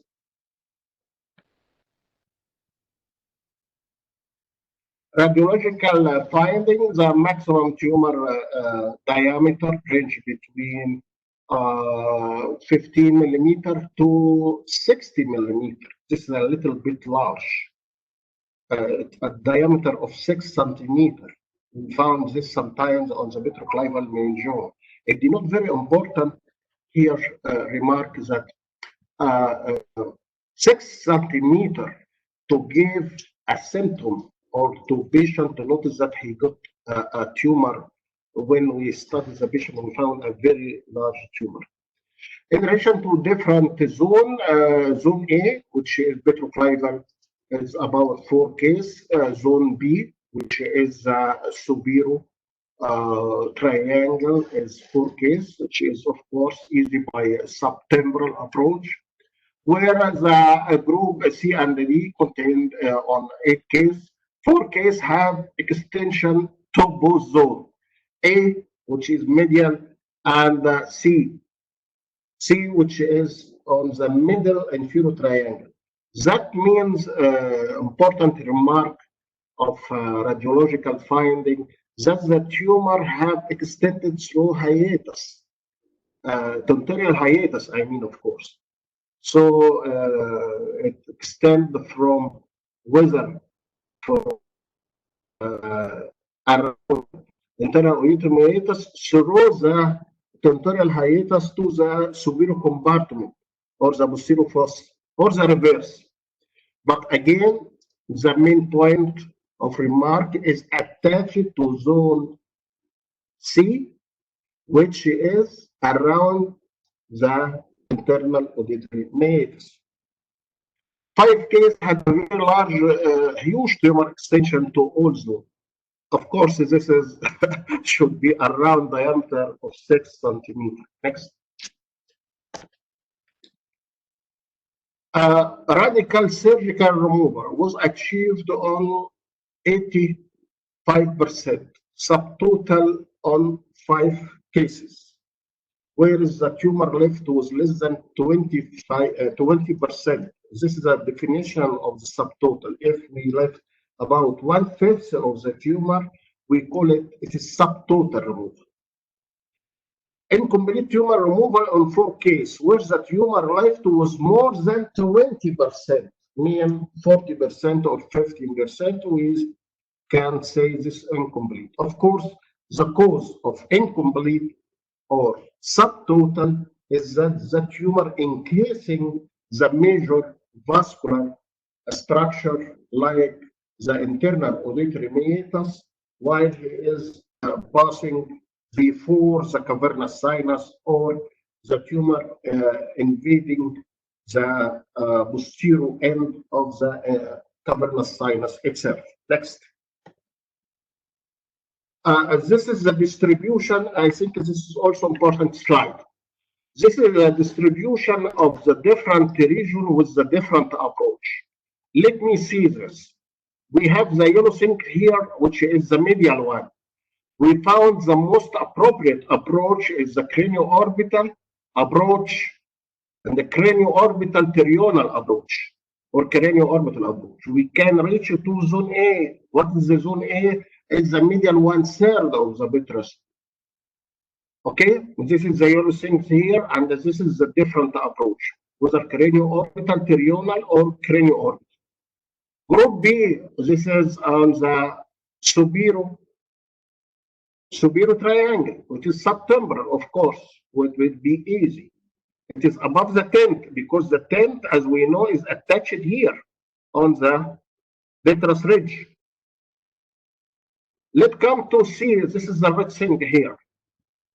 C, this is the middle third of the inferior triangle, below the ridge, around the internal auditory hiatus. Actually, this is one of the most difficult approach with the group A, because here there is a lot of structure of the lower cranial nerve. We have the facial nerve here, the cochlear nerve here. Also, we are so close to the trigeminal ganglia here medially. So the most appropriate approach here is the presigmoid petrosal. We can come through this way Here, this is the lateral. Here, this is again the medial. We come from the lateral.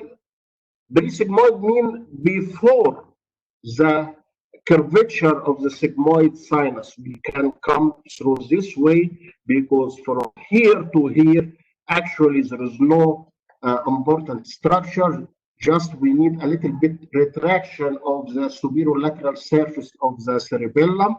And below this area here, this is the tent attached.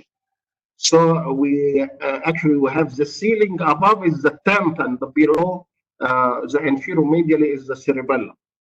We can come to this region by the perisigmoid petrosal or by the translabyrinthine approach. But the drawback of translabyrinthine retrosigmoid is actually if the patient have a good hearing, mostly he will lose the hearing, or the acuity of hearing will be a little bit decreased. This is D. This is the blue things here. This is the lateral inferior. This is easy by retrosigmoid. Of course, retrosigmoid is both of reverse of perisigmoid. Retrosigmoid, both sigmoid. Here, the sigmoid or the curvature of the sigmoid side.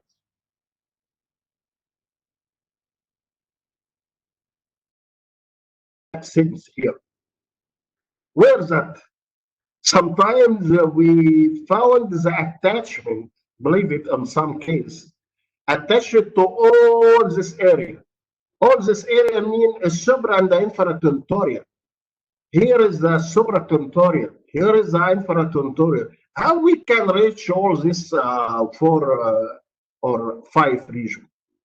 By perisigmoid petrosal. Why? Or transpetrosal. Again, why? Because if we come making a good flap, we can reach above the tent and below the tent. Then we are coming before the sigmoid sinus, we can cut the tent medial to the sigmoid sinus. We convert this 2 compartments of anatomy into 1 compartment. So by this way, we can reach to this 4 difficulty zone.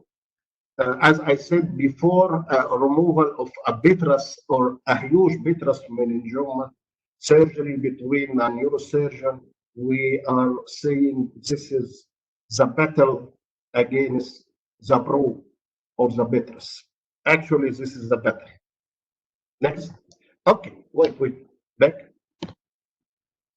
This is MRI. This is a two-weighted image. We found here the tumor, as I said, above and below the tent, and the medial to the tent. What do you think is the most appropriate approach for this? Could be the perisigmoid. What is my cursor? Could be the perisigmoid. Here, the sigmoid sinus lateral. So could be the perisigmoid petrosal approach, cutting the middle third medial to the tent. We can reach to this area. Transferring these 2 compartments onto 1 operative surgical compartment, we can handle both the subtemporal and of course the medial aspects, which is going here. All this area is the posterior fossa. Again, this is the fourth ventricle compressed and deviated to the other side. Here, this is the temporal horn. Here, no temporal horn. It is compressed by the tumor from the medial aspect. This is possibly the carotid inside the cavernous sinus. This is the lateral wall of cavernous sinus partially involved. What does it mean partially involved? As we know, the lateral wall of the cavernous sinus is composed of the 2 layers. The other side we can compare with the other side. This is the lateral wall of the cavernous sinus. Next, please. This is another case of the huge petrous meningioma. It involved, where is this? This is the medial surgery. This is group B, group C, group A. And what is this? This is also on the pre-pontine. This is coming across on the front of the bone. This is involving the 5 or 6 region. Honestly speaking, no single approach for this particular case can remove the tumor totally because it extends to 5 or 6 zones. The most difficult one is actually this is the here in this area, pre-pontine, and between the two cavernous sinus. In this case, we make a stage surgery. We can remove this and then we're going to the this is the medial part, but not, of course, on the single session. Even on 2 sessions, its surgical session may take more than 12 hours continuously. Next, please. This is a little bit rotated. This is a CT scan of another huge case. See the difference here between this is the CT scan, this is all the CT scan also.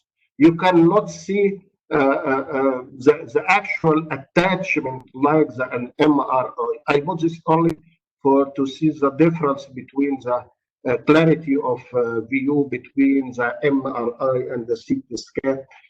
Here, of course, this is the CT scan without contrast. You found the vitreous bone. The lesion is all high density. Look like the lesion is bony. Next, please. I think this is another one, very huge, a CT scan, an old one. The difference is huge between the MRI contrast and the CT scan without contrast. It's only when you see this, we need to ask the patient to do an MR with different modality with contrast, of course. Next, please. Here, this is a clear view of meningioma by MRI. Here, it's involving the inferior surface. Look here, this is very important. This is the tail, the attachment on this cursor here, the attachment of the tumor on the dura. This is the dura here. When you found this on the MR, you are dead sure that it's a meningioma, not schwannoma, not other. Here is also extended all through, of course, on the posterior fossa. You see here the fourth ventricle is compressed and deviated to the other side. Next, please. Another huge case of MRI was case proved to be meningioma, but here the clarity or the variety of density of meningioma here is a little bit more, and the tumor is extended to the subtemporal region. How extended? This transhiatal, translatent across. Maybe the tumor is originated from here, possibly, and here we can find the tail, meningeal tail, and extended to the subtemporal through the hiatus of the tent. Next, please.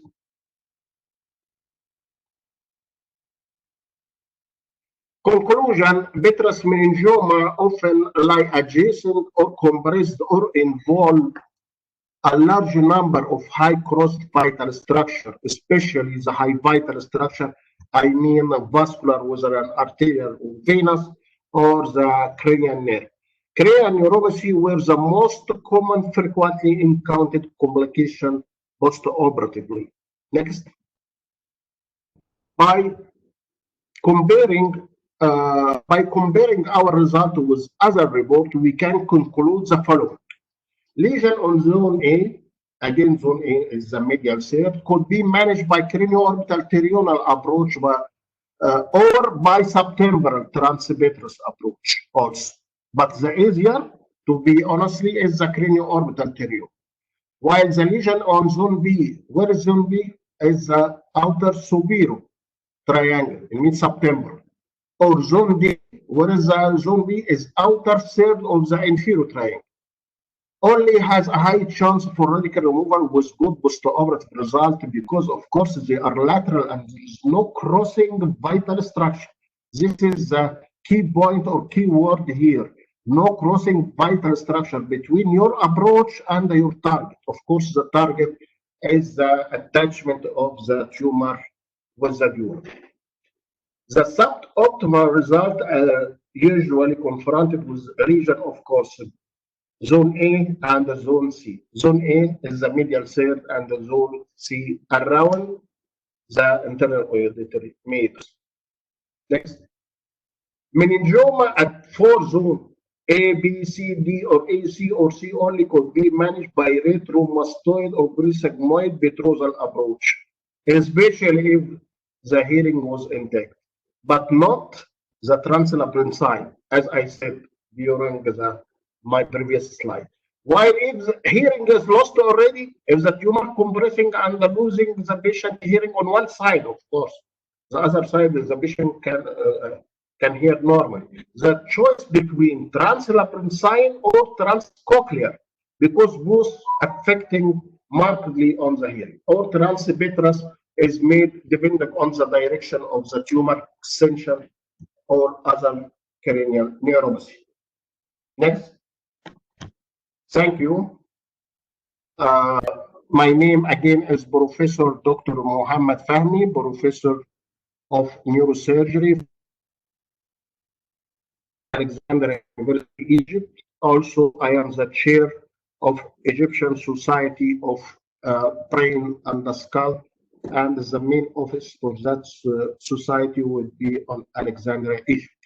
Thank you. Thank you, Dr. Fahmi. Is there any questions?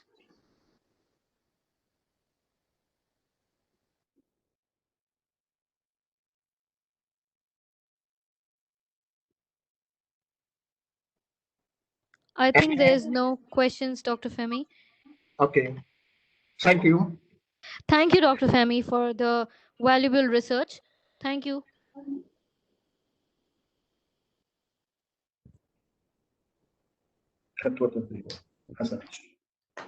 So now we are done with the complete program for Psychosomatic Medicine 2020. All the talks informative and beautifully presented. Special thanks to our keynotes and guest speakers for giving their valuable time to this webinar. It was really nice to have you all at this webinar. I believe you all enjoyed too. You will get your certificates and soft copy of proceeding books in a couple of days. For any further queries related to the webinar, you can contact us via email or WhatsApp provided on the website. Stay tuned with conference series for upcoming events. Thank you and hope to see you at the next event. Thank you, everyone.